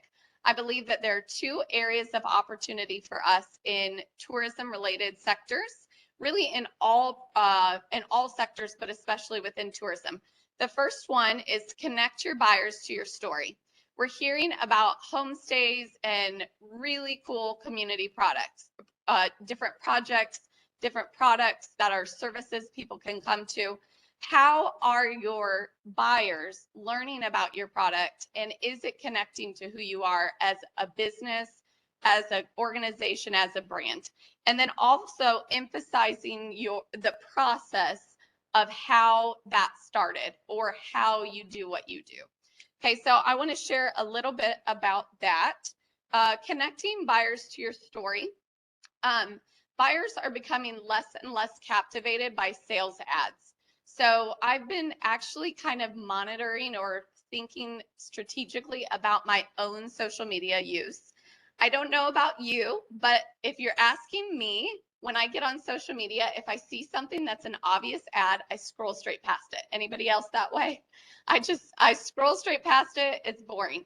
But if I see something that's fascinating, a story, or if I see a business that I'm very attached to, those are the things I'm going to spend my time on. So keeping that in mind, we are trying to use that as our marketing approach. So what do buyers want today? Well, they've stayed at home for 2 years. They want entertained. They want to be excited. They want to go do something new. And even if they don't yet have the money to come see you or the ability to come see you, if you're captivating them through your social media, you have the chance to get them when they are ready to travel. The story behind a product is the easiest way to use this focus on entertainment.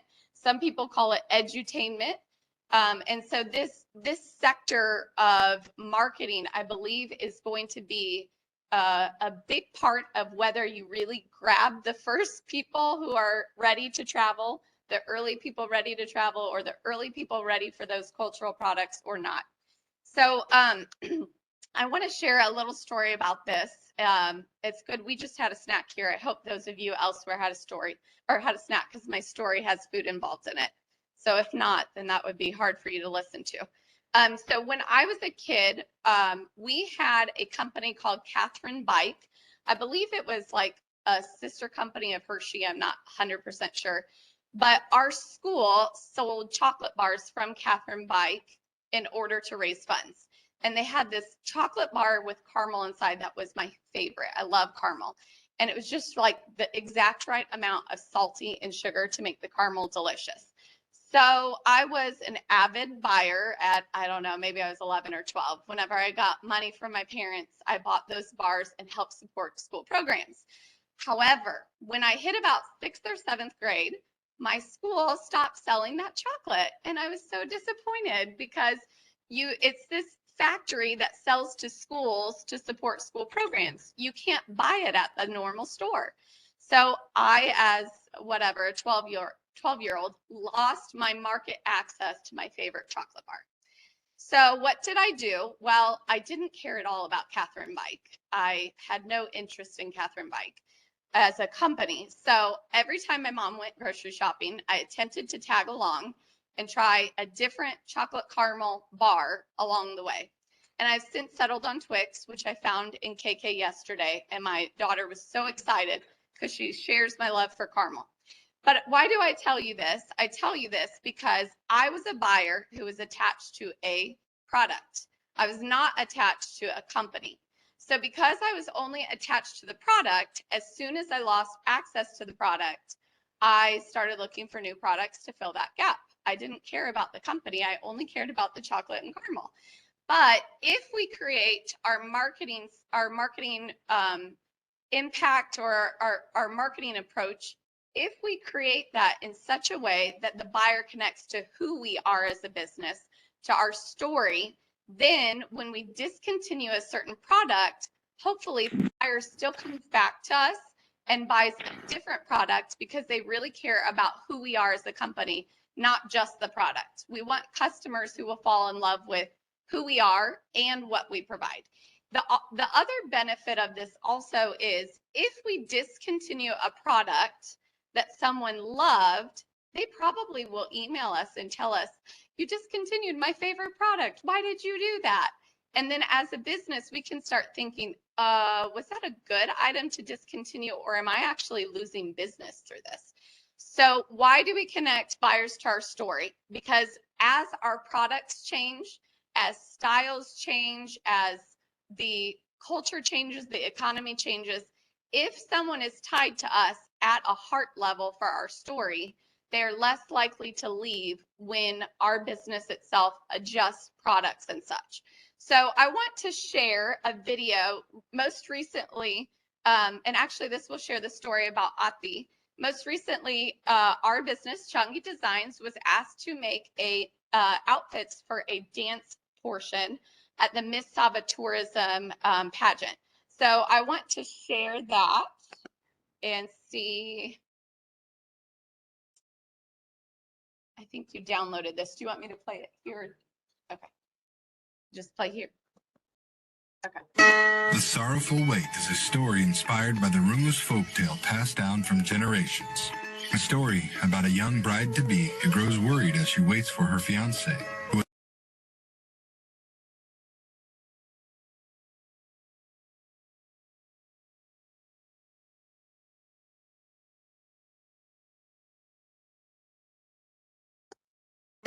The Sorrowful Wait is a story inspired by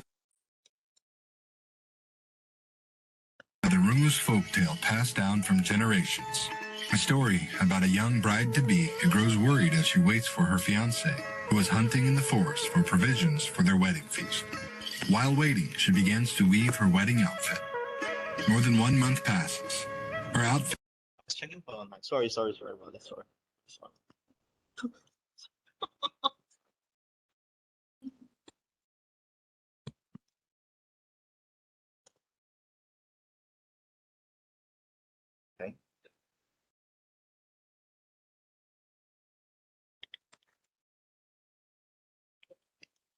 Okay.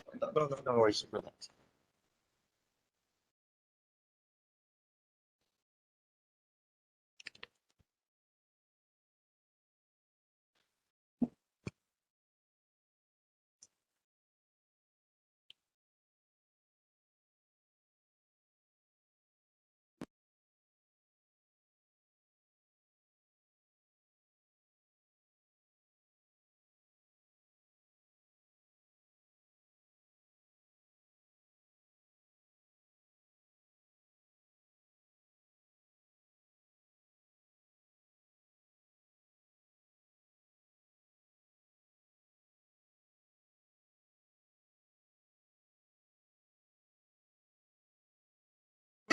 The Sorrowful Wait is a story inspired by the Rungus folktale passed down from generations. A story about a young bride-to-be who grows worried as she waits for her fiancé, who is hunting in the forest for provisions for their wedding feast. While waiting, she begins to weave her wedding outfit. More than 1 month passes. Her outfit is complete, but her fiancé is yet to return. As she waits, she loses hope and imagines the worst has taken place. Finding different colored seed from the forest, she begins to make a beaded pinnacle to weave the imagined story of her fiancé's fate. In this story, as her fiancé goes into the forest, he takes with him his traditional hunting weapon, the inumpuli. The sumandak imagines that her fiancé must have been bitten by a deadly lizard, tinugaran. She hopes that her fiancé uses an antidote called the vinusak, which is a natural medicine found in the forest. As she completes the pinnacle depicting her story, she hears a noise in the forest. Looking up, she sees her fiancé return. The couple rejoices at their reunion, while the story of the young bride's sorrowful wait lives on in that pinnacle. Tonight, the story of this Rungus girl lives on in Changi's dress designed for the contestants. Changi Designs is a Sabah-based social enterprise that seeks to create fair wage work for Sabahans while highlighting the beautiful culture of our state.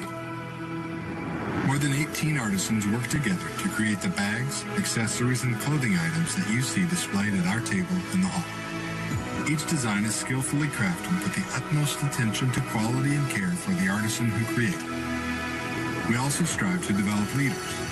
Tonight's dresses have been designed from start to finish by Hariati binti Hapa. Ati's beginning with Changi in 2017 included making scarves and other accessories. In the last 5 years, we've had the privilege of watching her grow into one of our Changi sewing trainers and now our design manager. We're so proud of what you bring to our team, Ati. Take this chance to appreciate the unique heritage of Sabah as we highlight its beautiful culture. Okay. The Sorrowful Wait is a story inspired by the Rungus folktale. So you can see that for us, this Miss Sabah Tourism was a client of ours. And so rather than just giving them a dress, which is what they requested, we gave them a dress plus a story, because when they get the story, they are tied to us and they have a different memory of working with us. So we want to create a situation where our clients, whether it's a big corporation, we just dropped off bags yesterday for a pediatric conference at the International Convention Center here in Kota Kinabalu. Every time we drop off a product, whether it is to a big client like that or to individual buyers, we want them to connect with our story. So just a small little aside here, if you are in the Philippines or Indonesia, Australia, the other countries on this call, you can follow us at Changi Designs on Instagram and Facebook. We do ship, and we even have a distributor we work with in Australia. So the last part that I want to share with you is emphasizing the process. This is actually, these two go hand in hand. So the story is the part where we're sharing who we are, our values as a company. The process, emphasizing the process, is getting the information that we that is kind of like our core values really ironed out and making sure that we have that documented and then sharing it, because that becomes the story that we share. Okay, so I want to share for Changi, basically there are three things that really are a big focus for us: humans first, environmentally sustainable, and quality that lasts. Why are those a focus for us? Well, if we are having a business in Sabah and we say we're helping Sabahans, but we're not, then we are deceiving our buyers, and they will eventually find out. If we are not environmentally sustainable, someday in the future, somebody's going to find our items in a landfill 100 years ahead. We don't want that to happen. And if our quality doesn't last, those items are going to be in the landfill really quick. So these are a focus for us. They always have been a focus for Changi, but I will tell you, this is something interesting for, I think, really all industries. But every about 6 months, I research what's going on in the fashion world. We're a little bit on the fashion side and a little bit on the tourism side. We're like a joint business where we have both. So I always look what's going on in the fashion world, what's going to be popular, what's not going to be popular anymore, supposedly. Normally you hear things like chain, pearls, wide leg pants, skinny pants, holes in your jeans. Sometimes you'll hear like themes like it's biker time, it's 80s. This year was the first time that I had heard I had read and repeatedly read that a value was added on those items. What was the value? The value was how items were made, sustainability, which can encompass humans, the producers of whatever you're doing, and the item itself. So why do I tell you that? Consumers are more and more aware of the impact of their buying. They want to buy in a way that makes it a positive impact.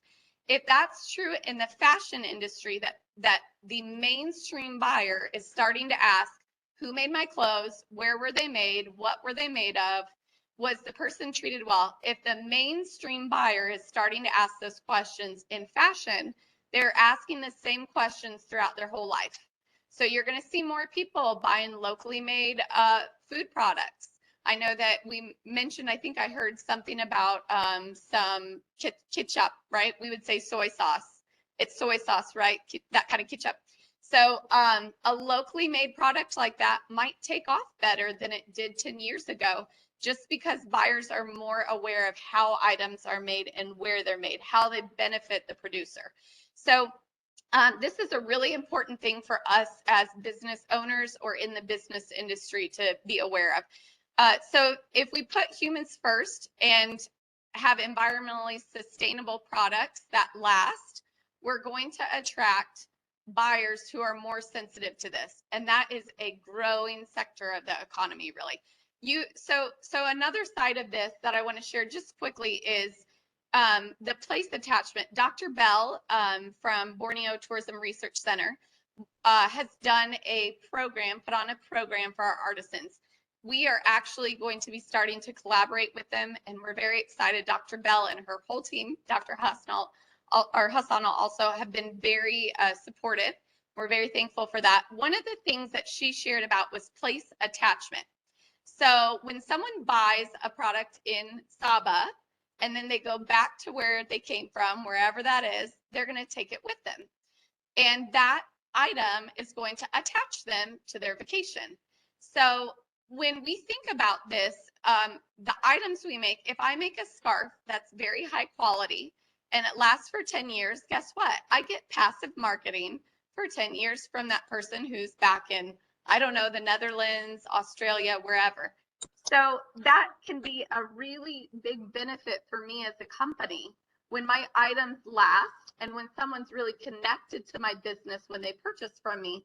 It allows them to take it back and keep buying my items in their home country, or to take those items back and someone says, hey, I love your scarf. Where'd you get that? And you say, oh, thanks. I got it in Sabah. You never know when that leads to another tourist coming in. So that can be a really important thing. What you can read up here, but what are the downsides for sharing your story, connecting buyers to your story? The downside is it's very time consuming. That video was not made in 5 minutes. It took a couple days of work to make one short video, but it's worth it in the end for us personally, because we believe it's worth it to connect with buyers in that way. What's the downsides of emphasizing the process? It can really open up a can of worms. Where did you get your fabric? Did the person who you bought your fabric from treat their employees right? Did they pay their employees with fair wages? So it's not just your end process, but the whole system. So what I would say to both of those is start slow. When it comes to sharing your story, don't make a goal that's unobtainable. So start with starting to share pieces of your story in ways and taking the time that's manageable to do it. Don't expect a video like what I showed to pop up on your Instagram every week. It's not doable. But start somewhere, start small. And the same thing with emphasizing the process. If you're trying to put humans first more, be sustainable, or whatever your values are, over 5 years' time, set some goals where you want to be and slowly work on getting to where you're meeting those goals. So that's what I want to share with you today. I hope that it can help you no matter what your industry is. And thank you so much for having me today, Dr. Hassanal.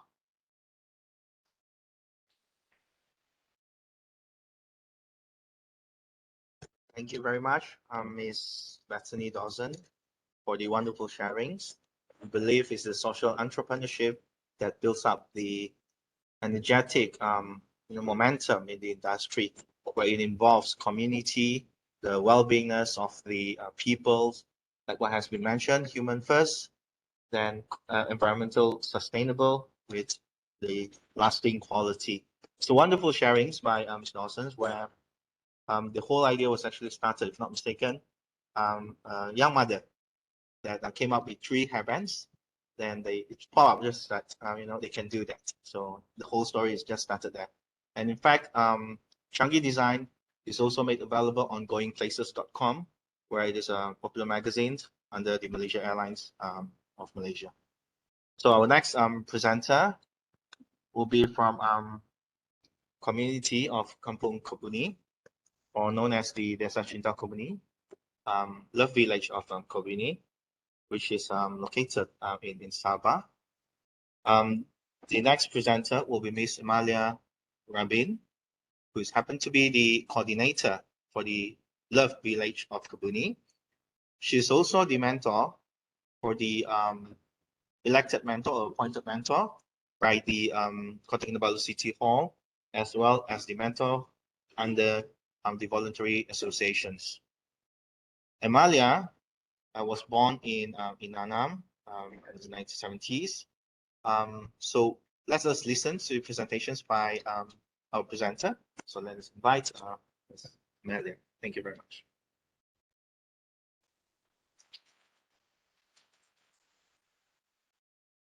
Okay, thank you for the moderator.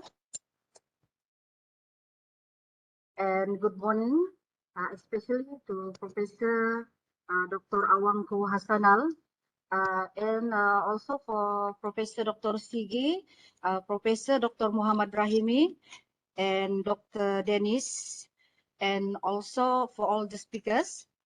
Once more, good morning for everyone.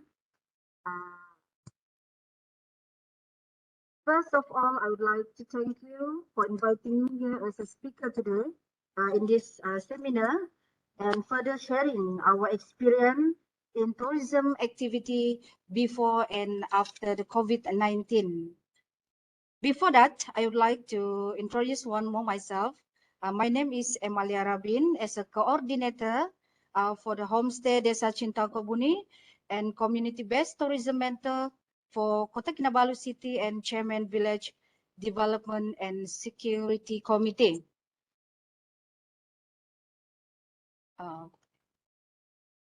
Okay, this is Homestay Desa Cinta Kobuni view from the air and the sunset view from the hill.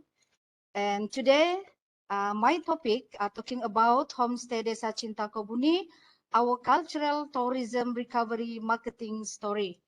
Actually, the difference in marketing before and after the COVID-19 is not too much different.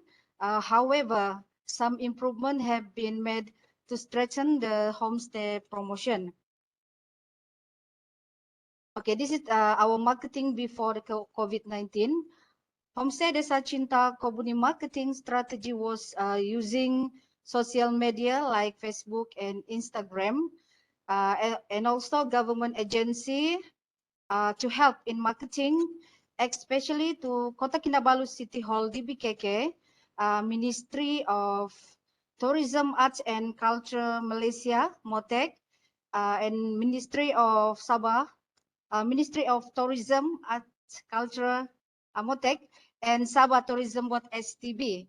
Homestay Desa Cinta Kobuni also got cooperation and help for higher education institutions such as universities and polytechnic.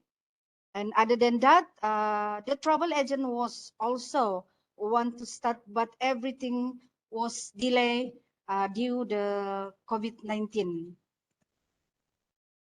And here some of the picture. They are tourists before COVID-19 who came to Homestay Desa Cinta Kobuni brought by government agency and higher education institution.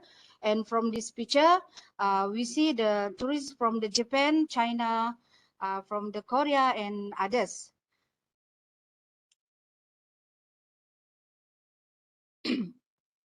Okay, this is our marketing after the COVID-19. After the pandemic, several reforms have been made, including more advertisement about homestay on social media, and diversify the homestay package.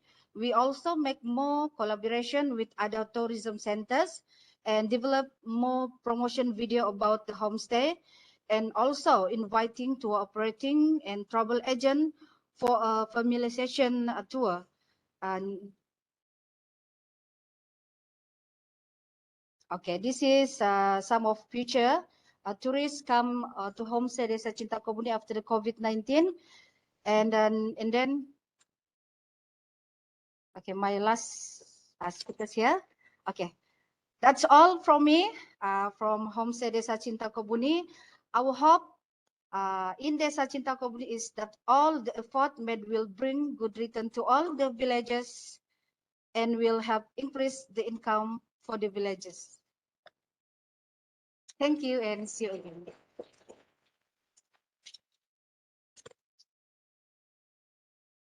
Thank you very much. That was a lovely message by Emalia Rabin, who is the coordinator for the Love Village of Kebuni of Sabah.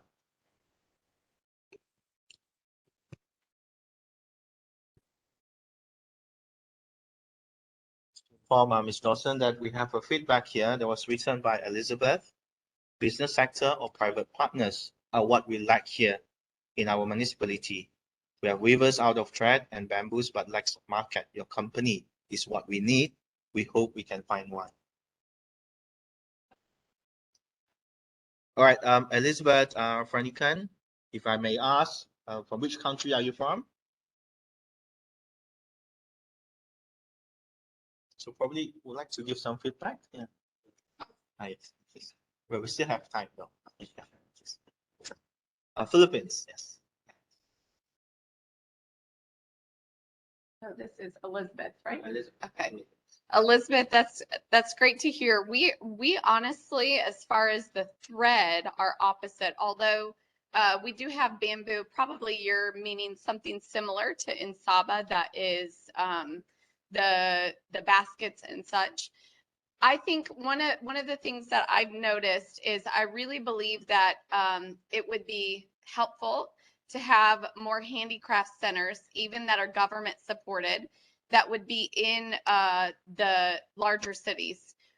One of the things that we want to do at Changi, and feel free to look us up on our website and email me, but one of the things that we're hoping to do with Changi is to coach also some of the local crafters on what types of products generally do we find sell to Westerners, and then how can they modify their current products to maybe hit the market a little bit better. It definitely is a difficulty, and one of the things that one of the challenges that comes out of that is when you don't have a market for those items, what happens? Eventually, the younger generations have no interest in learning to make them. I did some research last December in Tenom, which is, well, it wasn't in Tenom, but close to there, on the south side of Sabah. And I heard from the community there, we have no internet, our road isn't good, and we have no post office, but we have really neat crafts. But we can't take them to market because of the challenges of logistics. I think that that's a pretty common issue, honestly, that you find in areas, especially in rural areas. And so I think private companies are a great way to start, because sometimes they have extra resources to put in there. But also, I really believe that the government can play a large role in this if there is the opportunity or even support for a private business to do something where they're bringing some of those rural handicrafts into the larger city, into the landing areas. That really would be great. Even just an idea, asking your local government, do you have an airport? Where is it that your tourists are coming in and out? Is there any way that you can set up something where you can add a sales location at an area that you know tourists are going in and out? That's a great space, because if you're like my family, you're trying to get rid of the last whatever amount of money that you have before you leave. And so that's a great opportunity. Dr. Sharad said, do we have a franchise model future plan? I don't, but that's a great question. Again, feel free to get on our website and email me. Who knows, right? I'm a dreamer, and so I never say no. I just try and see what happens. And if it doesn't work, it doesn't work. But yeah, I think if you look within the Philippines or whichever country that you are in, there are social enterprises in every country. And most likely there is one in your area that might be willing to jump in and partner with you on a project if you just asked. So I would encourage you also in your areas to look and see what are the businesses doing something somewhat similar to Changi, and maybe could you jump in and share with them? Yeah, okay.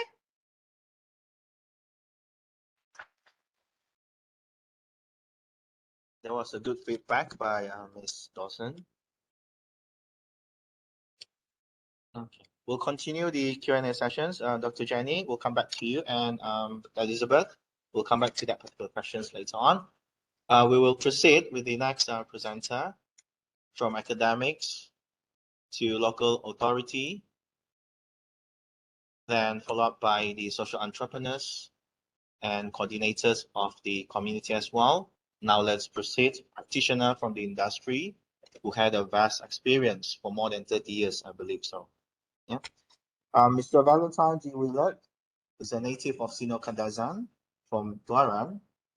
He had his educations at AMC School of Business and as well as Institute of Hotel Management in PJ Petaling Jaya of Malaysia. He has been working with Travis Tours Sdn Bahar since 2004 until now.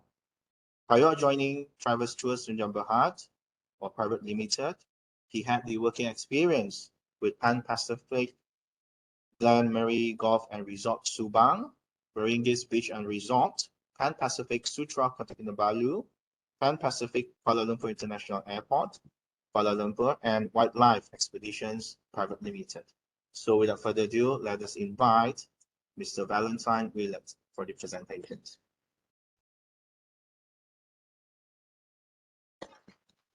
Moderator. Hi, good morning, everyone. Good afternoon, everyone. Yeah. All right. By the way, my name is Valentine George Willard. I'm in charge on the director sales for sales and marketing for Travis Tours. We are having a brand of Riverbuck, or we call it Kutu Sungai. Yeah. We also have a product that we call it Riverbuck Perak in West Malaysia. We also have Mari Sepanggar, the other island here. And we also have the Mari Cultural Village, which is the top 3 must visit in KK, what I can say. Yeah. Yeah.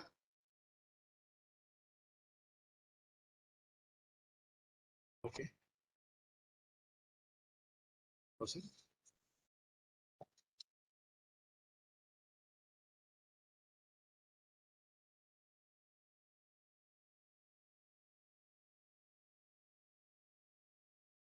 Yeah, proceed. Thank you very much also for inviting me, Associate Professor Dr. Awangku Hassanal Bahar, and also Professor Dr. Siggi Gudergan, Associate Professor Dr. Muhammad Rahimie, Dr. Denis Tolkach, and also my famous Dr. Tini, yeah, for inviting us here.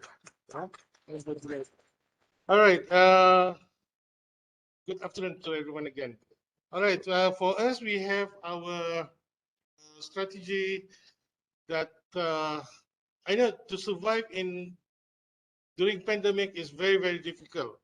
A lot of people losing job. A lot of our staff.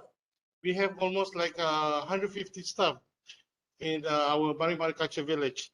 Not only that, we have people in the rafting also, in the riverbank also. We also have the island. We also have in Perak. So it's a very big numbers of babies that we have. Yeah. So to feed them, we have to think what is the best, what is the best, what is the best. Yeah. So for the marketing section, during the pandemic time is very, very challenging, very difficult. Yeah. That's my, okay. We have in Cultural Village, yeah, to tell you all our product first. In our Cultural Village, we have 2 sessions, morning 10 o'clock and 2 p.m. Yeah, 3 hours in every station. And we have the 5 houses, the 5 main tribes houses in our Cultural Village. Yeah. Okay, we have the Karazan Dusun, which is more to Tamunan house concept. Yeah, we have the Rungus house, which is the longhouse residence is something that you can see in Babagazo in Kudat. We have the Lundaye type house, which is more to headhunters and fishermen. We have the Bajau house also, like it's a cowboy and sea gypsy concept style. Yeah. We also have the Murut, yeah, the Murut house, which is have a lansaran inside. So all these 5 houses, it is very difficult to maintain during pandemic because there's no visitors, there's no income, there's no that we can do maintenance. But lucky that we can manage to get some income or some fund, yeah, from Sabah Tourism also and also certain agencies to help us to do some maintenance work, yeah, maintenance work. And as far as for your info, yeah, we have to travel to Kota Merudu, Pitas, to look for atap rumbia or the roof, yeah, to do renovation. During the pandemic, we have our own people there also working, but only small number, like two to three people only. Yeah, and the timing also very limited. Yeah, because as you know, the pandemic during that time, during the 2 years, is very dangerous to go out. So we have our people to stay there, to take care, to ensure that maintenance and the house are safe from intruder. Yeah. Okay. Our marketing during the pre-COVID. Yeah. We use Facebook. Yeah. We use Facebook based for tour and activities providers through specific targeting and advertising.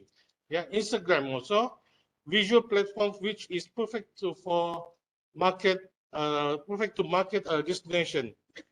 When we do the marketing through the Facebook, through the Instagram, or we do a story, yeah, story about our culture village, story about our product, story about our food, story about the manpower, story about the the costume, yeah. We select the right timing of the people in the market, seeing, looking at the Facebook. Yeah, we just don't post it in the morning, post in the afternoon, post in the evening. No, we post on the right timing where a lot of people watching. Yeah, especially during breakfast time. But you know, during the pandemic time, people are working, wake up late. They're having breakfast late. They're having lunch late. So we have to change. We have to find the right timing to post our story. Yeah, we post our story to ensure that there's a response, there's a quick inquiry, there's a make people feel want to come back. Hey, I missed this, I missed this.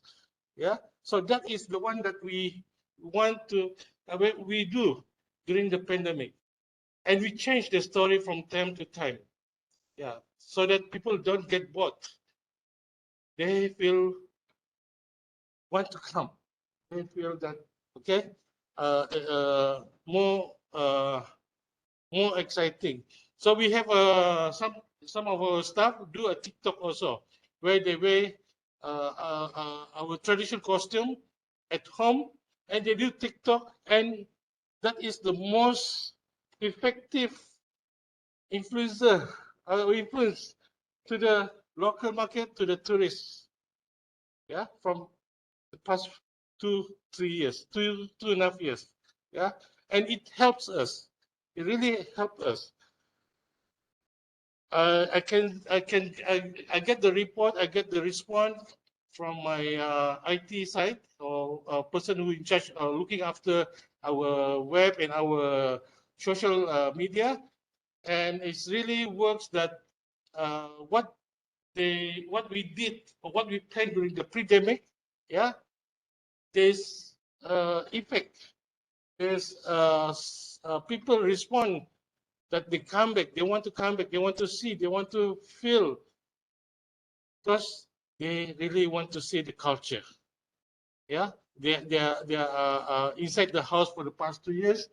Now they want to travel, they want to see, they want to bring the children, teach about culture, experience about culture, experience about food, experience about games.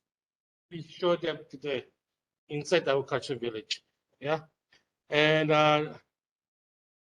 in Sabah, in our culture village, Mari-Mari culture village, in Kionsong, neighbor to Kampung Kebuni, our colleague here. Yeah, we always collaborate together. Yeah, some of the guests going to her place will come to our place also, and sometimes vice versa. Yeah, so in our culture village, we have a lot of activities. Yeah, a lot of activities.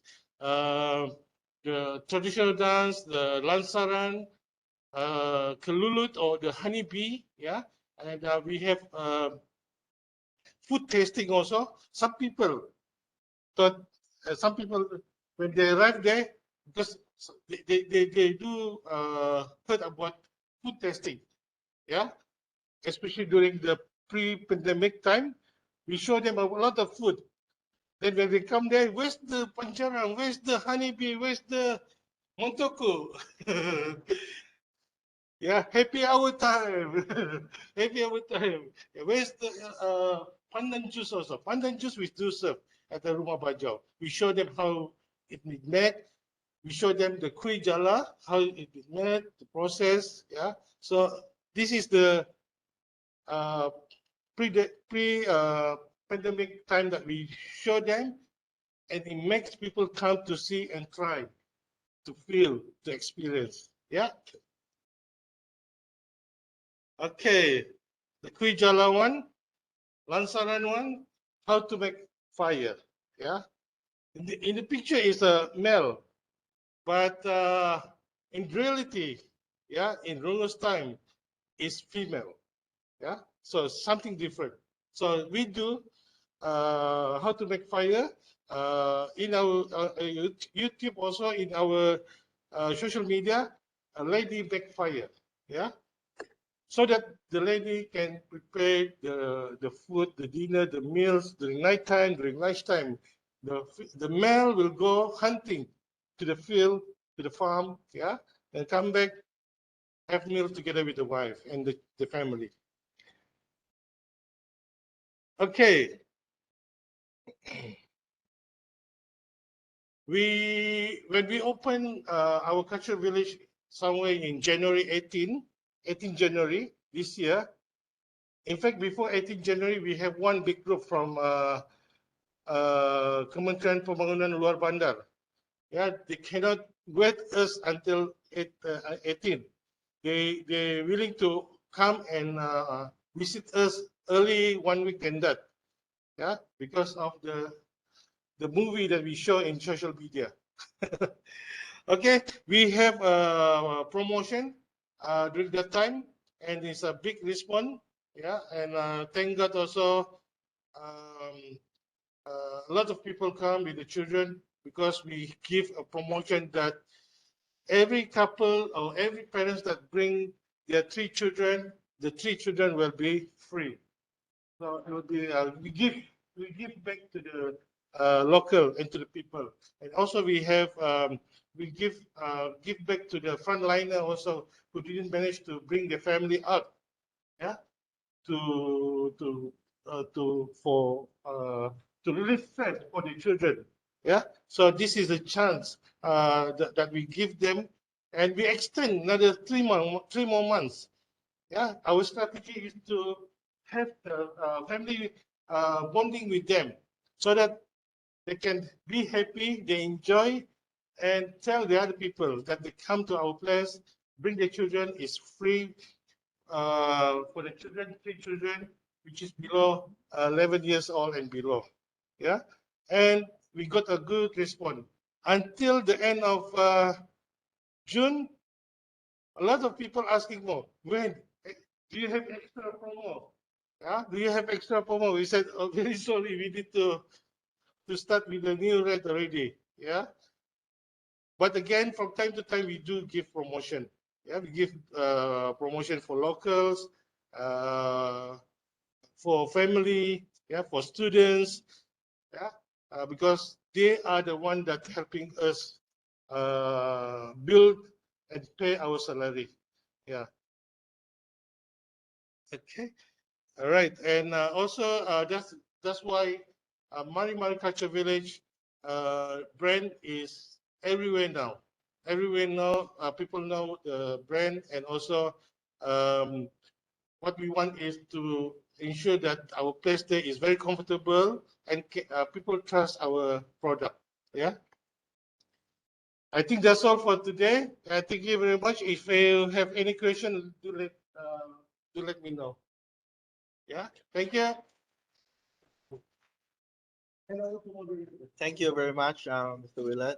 That's a wonderful presentations by Mari Mari Cultural Village or Travis Sunjam Bahar. Mari Mari literally means welcome or come. Yeah. So come, yes. Welcome, yes, come, yeah, Mari Mari.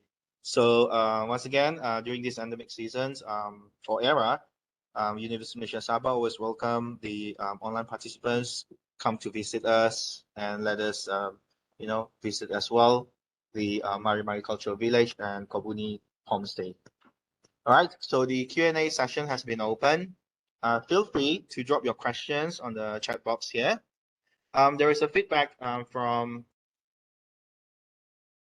Dr. Jenny Panchai. Yeah? I think this is directed to Ms. Elizabeth. Do your marketing approaches differ between target markets, like, for example, domestic and international market?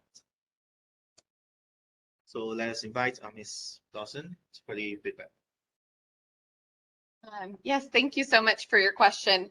I would say pre-pandemic, our marketing strategies did differ. We have distributors in the US, UK, and Australia. All of them, I would say all of them are impacted by the two things that I pointed out, sharing your story and emphasizing the process.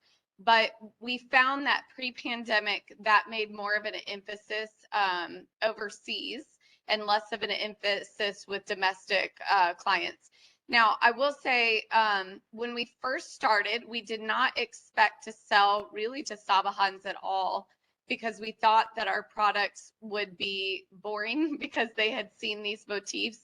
But it's gotten very popular in our area because it's not just us. There's now a group of social enterprises that are doing similar things in our city. And I think because there's a group of us, maybe there's a louder voice, more support within the community from the government. And so I think that that really helps. But I would say in general, for international tourists, I mean, speaking for myself, but also from what I hear from others, they are most interested in the two things that I shared, the brand and the story of the brand and who made it or how was it made.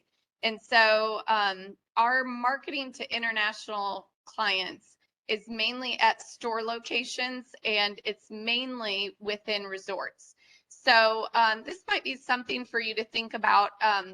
We've selected a couple of resorts in our city that we feel were had a really strong brand, and we asked them about putting our products in their stores. Long term, we want to change our signage so that there are QR codes in our store that link to those videos, like the one that I shared, because that really, with international clients, again, thinking of myself and my friends, the stories that you're sharing will really hit someone's heart. And if they look at the price tag and it's more expensive, a lot of times they'll be willing to pay a little bit more when they realize how it's made. So domestically speaking, what we try to do is we try to be present at the domestic markets. So again, I don't know what your context is, but within our city, just in 2017, when we started, there started popping up some artisan markets, different handmade markets.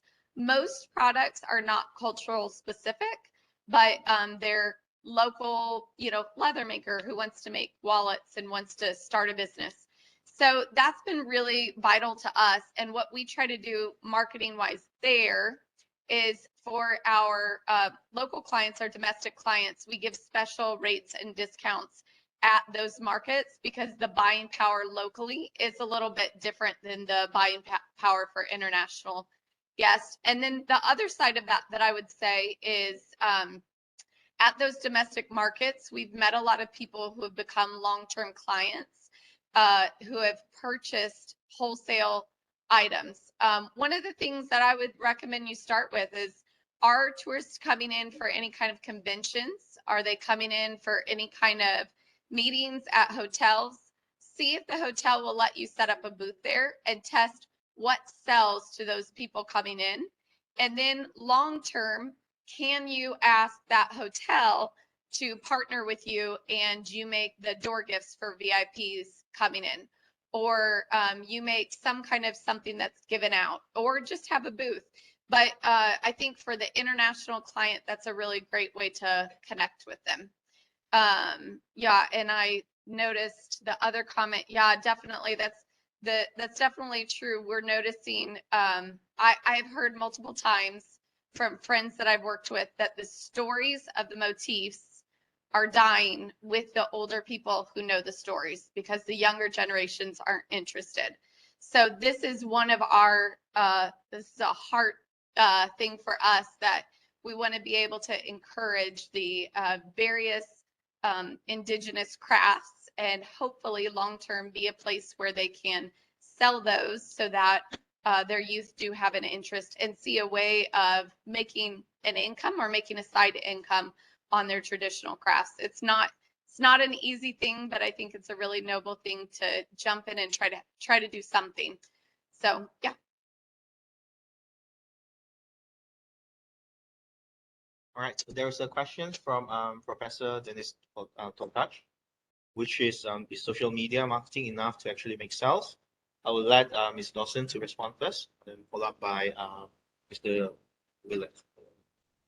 So I read something recently that social media actually, if you look at social media usage, there's actually a downturn in social media usage. And I don't know if that's post-pandemic, we're all busy and we're back doing other things, or if people are bored with social media. I think that's why I really would recommend doing more than ads. I think ads long-term are not going to pull in the audience that you want. But your presence, your physical presence in places will be, I think, an important marketing tool in the coming years. So again, access point. Where is there a place, if you're specifically looking at cultural products and marketing them to tourists, where is the place that tourists enter and exit your region? Is it a bus terminal? Is it the airport? Is it wherever it is, a ferry terminal? Can you work with the local government to set up a craft something there once a month? If you could do something once a month that is attainable, that's not saying we're going to do this every day and then you can't maintain it long term. But if you could set something up once a month, that would be helpful. I think we're going to see more in-person marketing is going to be needed long term in order to sustain, because people are getting more bored with the sales stuff popping up on social media. But I also would agree that TikTok, that's our company is working on getting into that more, because I think that will also be a really big source for the younger generation. I think my age and older probably not so much, but the younger generation more so will be on TikTok a lot. So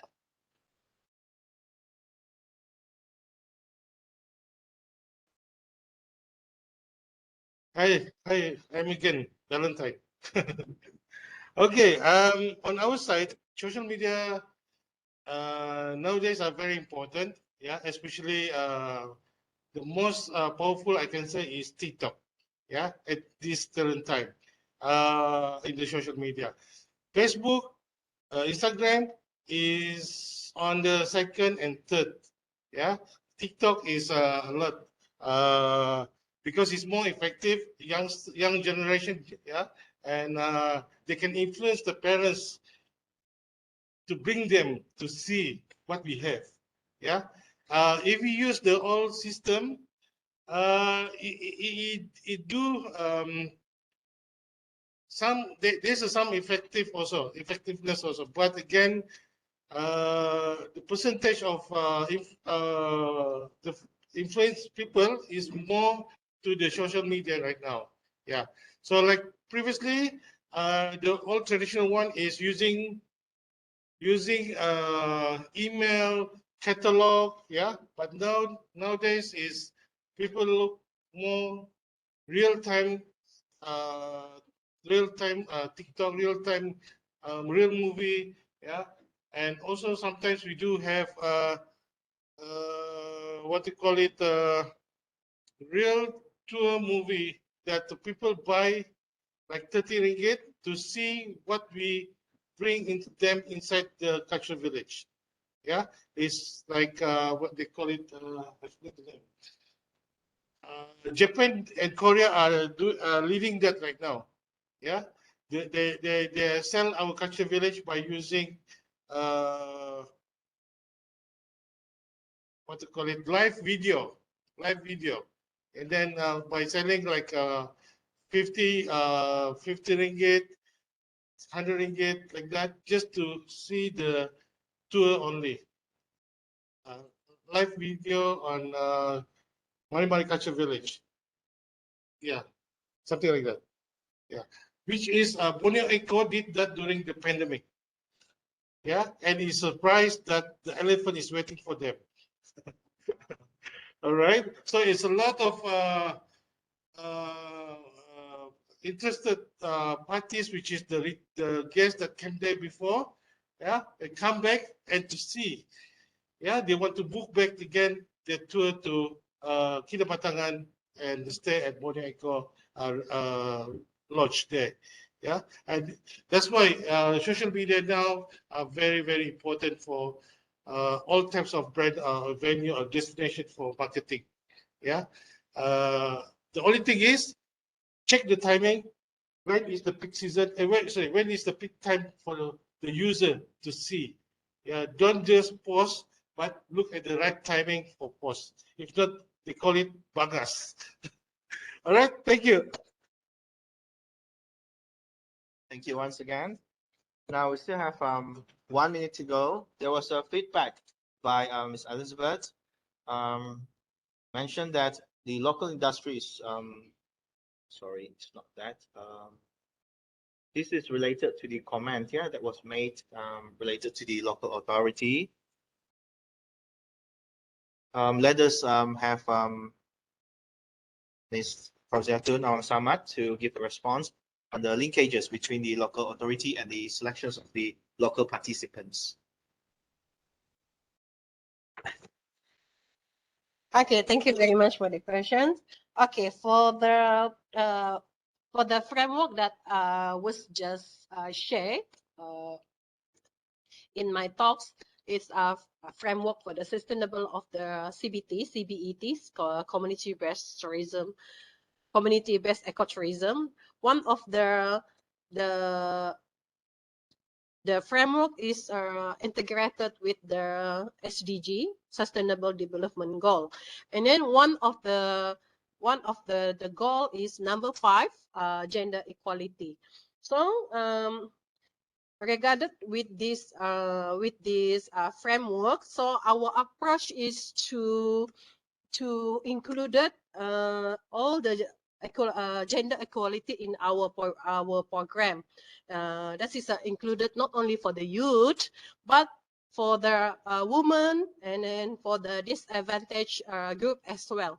So this is our aim, and then this is our approach. So for our the latest CBT program, that is the Darau homestay, Darau wetland. Most I can say 30% of the participants from the community are the youth people, that they are very active with the program that we held, and then we encourage them to involve all the activities what our DBKK held along all the programs. So I think I can answer the question lah, because of that is our approach lah. That is our approach, and then we emphasize to involve them, to include them with all our program in the community. Thank you very much. Thank you very much, Ms. Fauziahton Ag Samad, the Director of Tourism Department, Kota Kinabalu City Hall. So now that is the wrap up of the Q&A sessions. We'll now humbly to invite Professor Dr. Denis Tolkach, the project leader and senior lecturer of Tourism and Hospitality Management Program from the College of Business, Law and Governance of James Cook Universities, Australia. So let's invite Dr. Denis Tolkach. Thank you. Thank you for putting together this wonderful webinar. Thank you, Dr. Awangku, Hassanal, Bahar, Pengiran, Bagul. Thank you to moderator Datu Razali, Datu Karanza.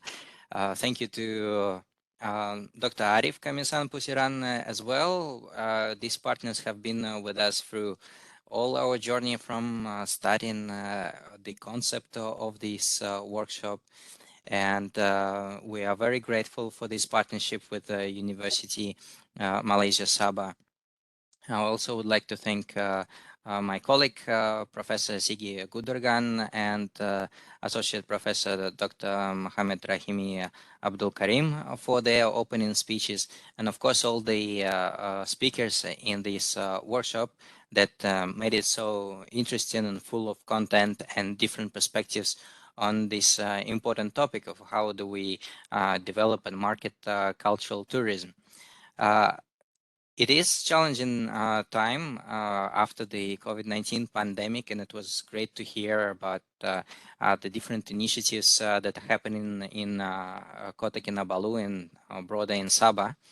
This is our third hybrid seminar. We had one in Indonesia that was focusing on the role of women and youth, and we heard today again that the role of youth is very important in developing cultural tourism, as the knowledge, the culture has to be passed from the senior generations to the young generations, and tourism can be one of the means of enticing this interest in learning about culture, about the stories, and about histories.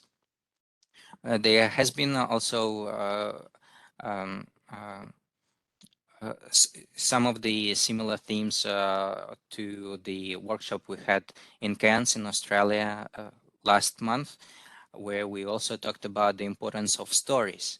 And here we hear that the stories are really important for the marketing.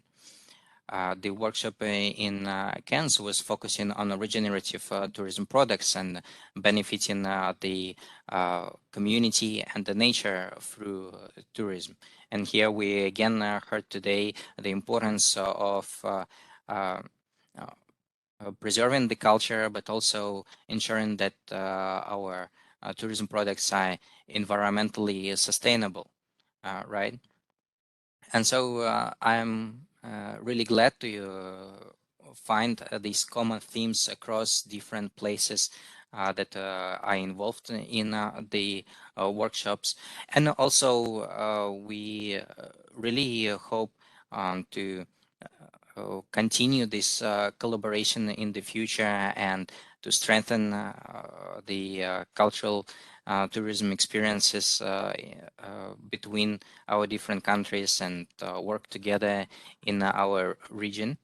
We have another workshop coming up in November, 17 and 18 of November, and that will be from the Philippines.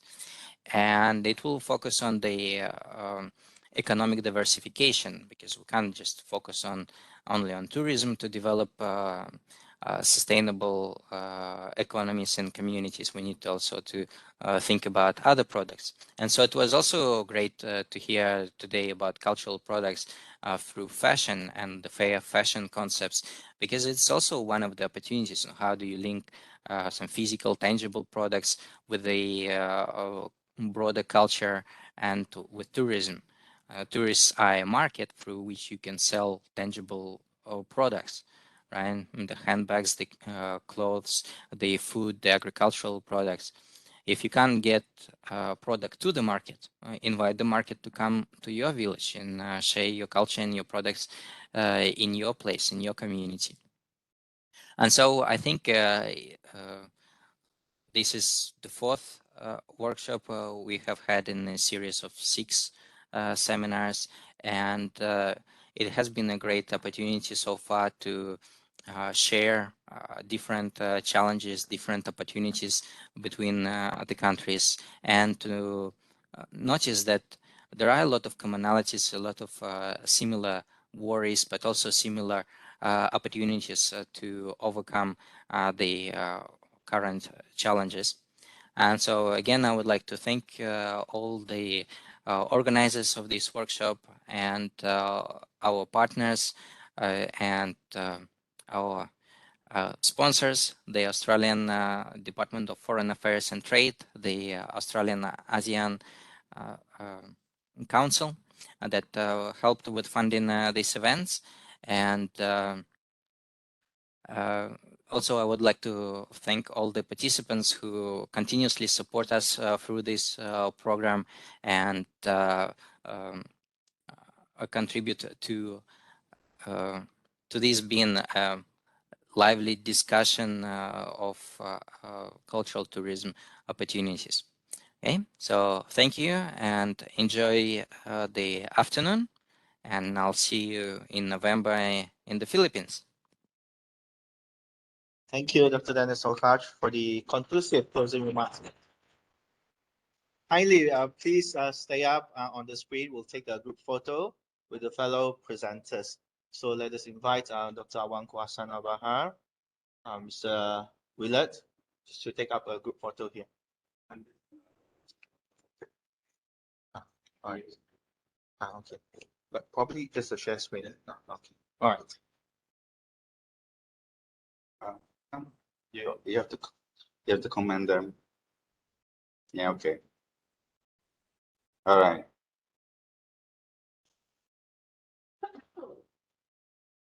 I would like to invite fellow participants to switch on your camera as well. Let us take up the group photos together. This will be the group photos for the online participants. Take it from there. Okay. You just like 1, 2, 3. Who wants to join me here?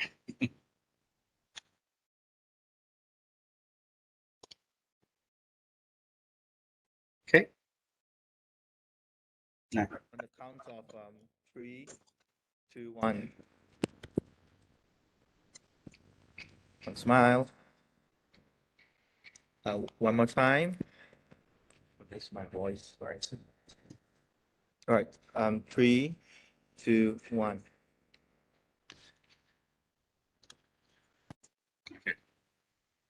Right. All right. Thank you very much, Associate Professor Dr. Awangku Bagul, the head of Tourism Management Program from Universiti Malaysia Sabah. I think that is all for today. Once again, thank you very much to all of the online participants. We really appreciate your attendance. We wish you in good health and stay happy. Stay Valentine all the time. And thank you very much. Do visit us, Universiti Malaysia Sabah in Malaysia. Thank you very much. Once again.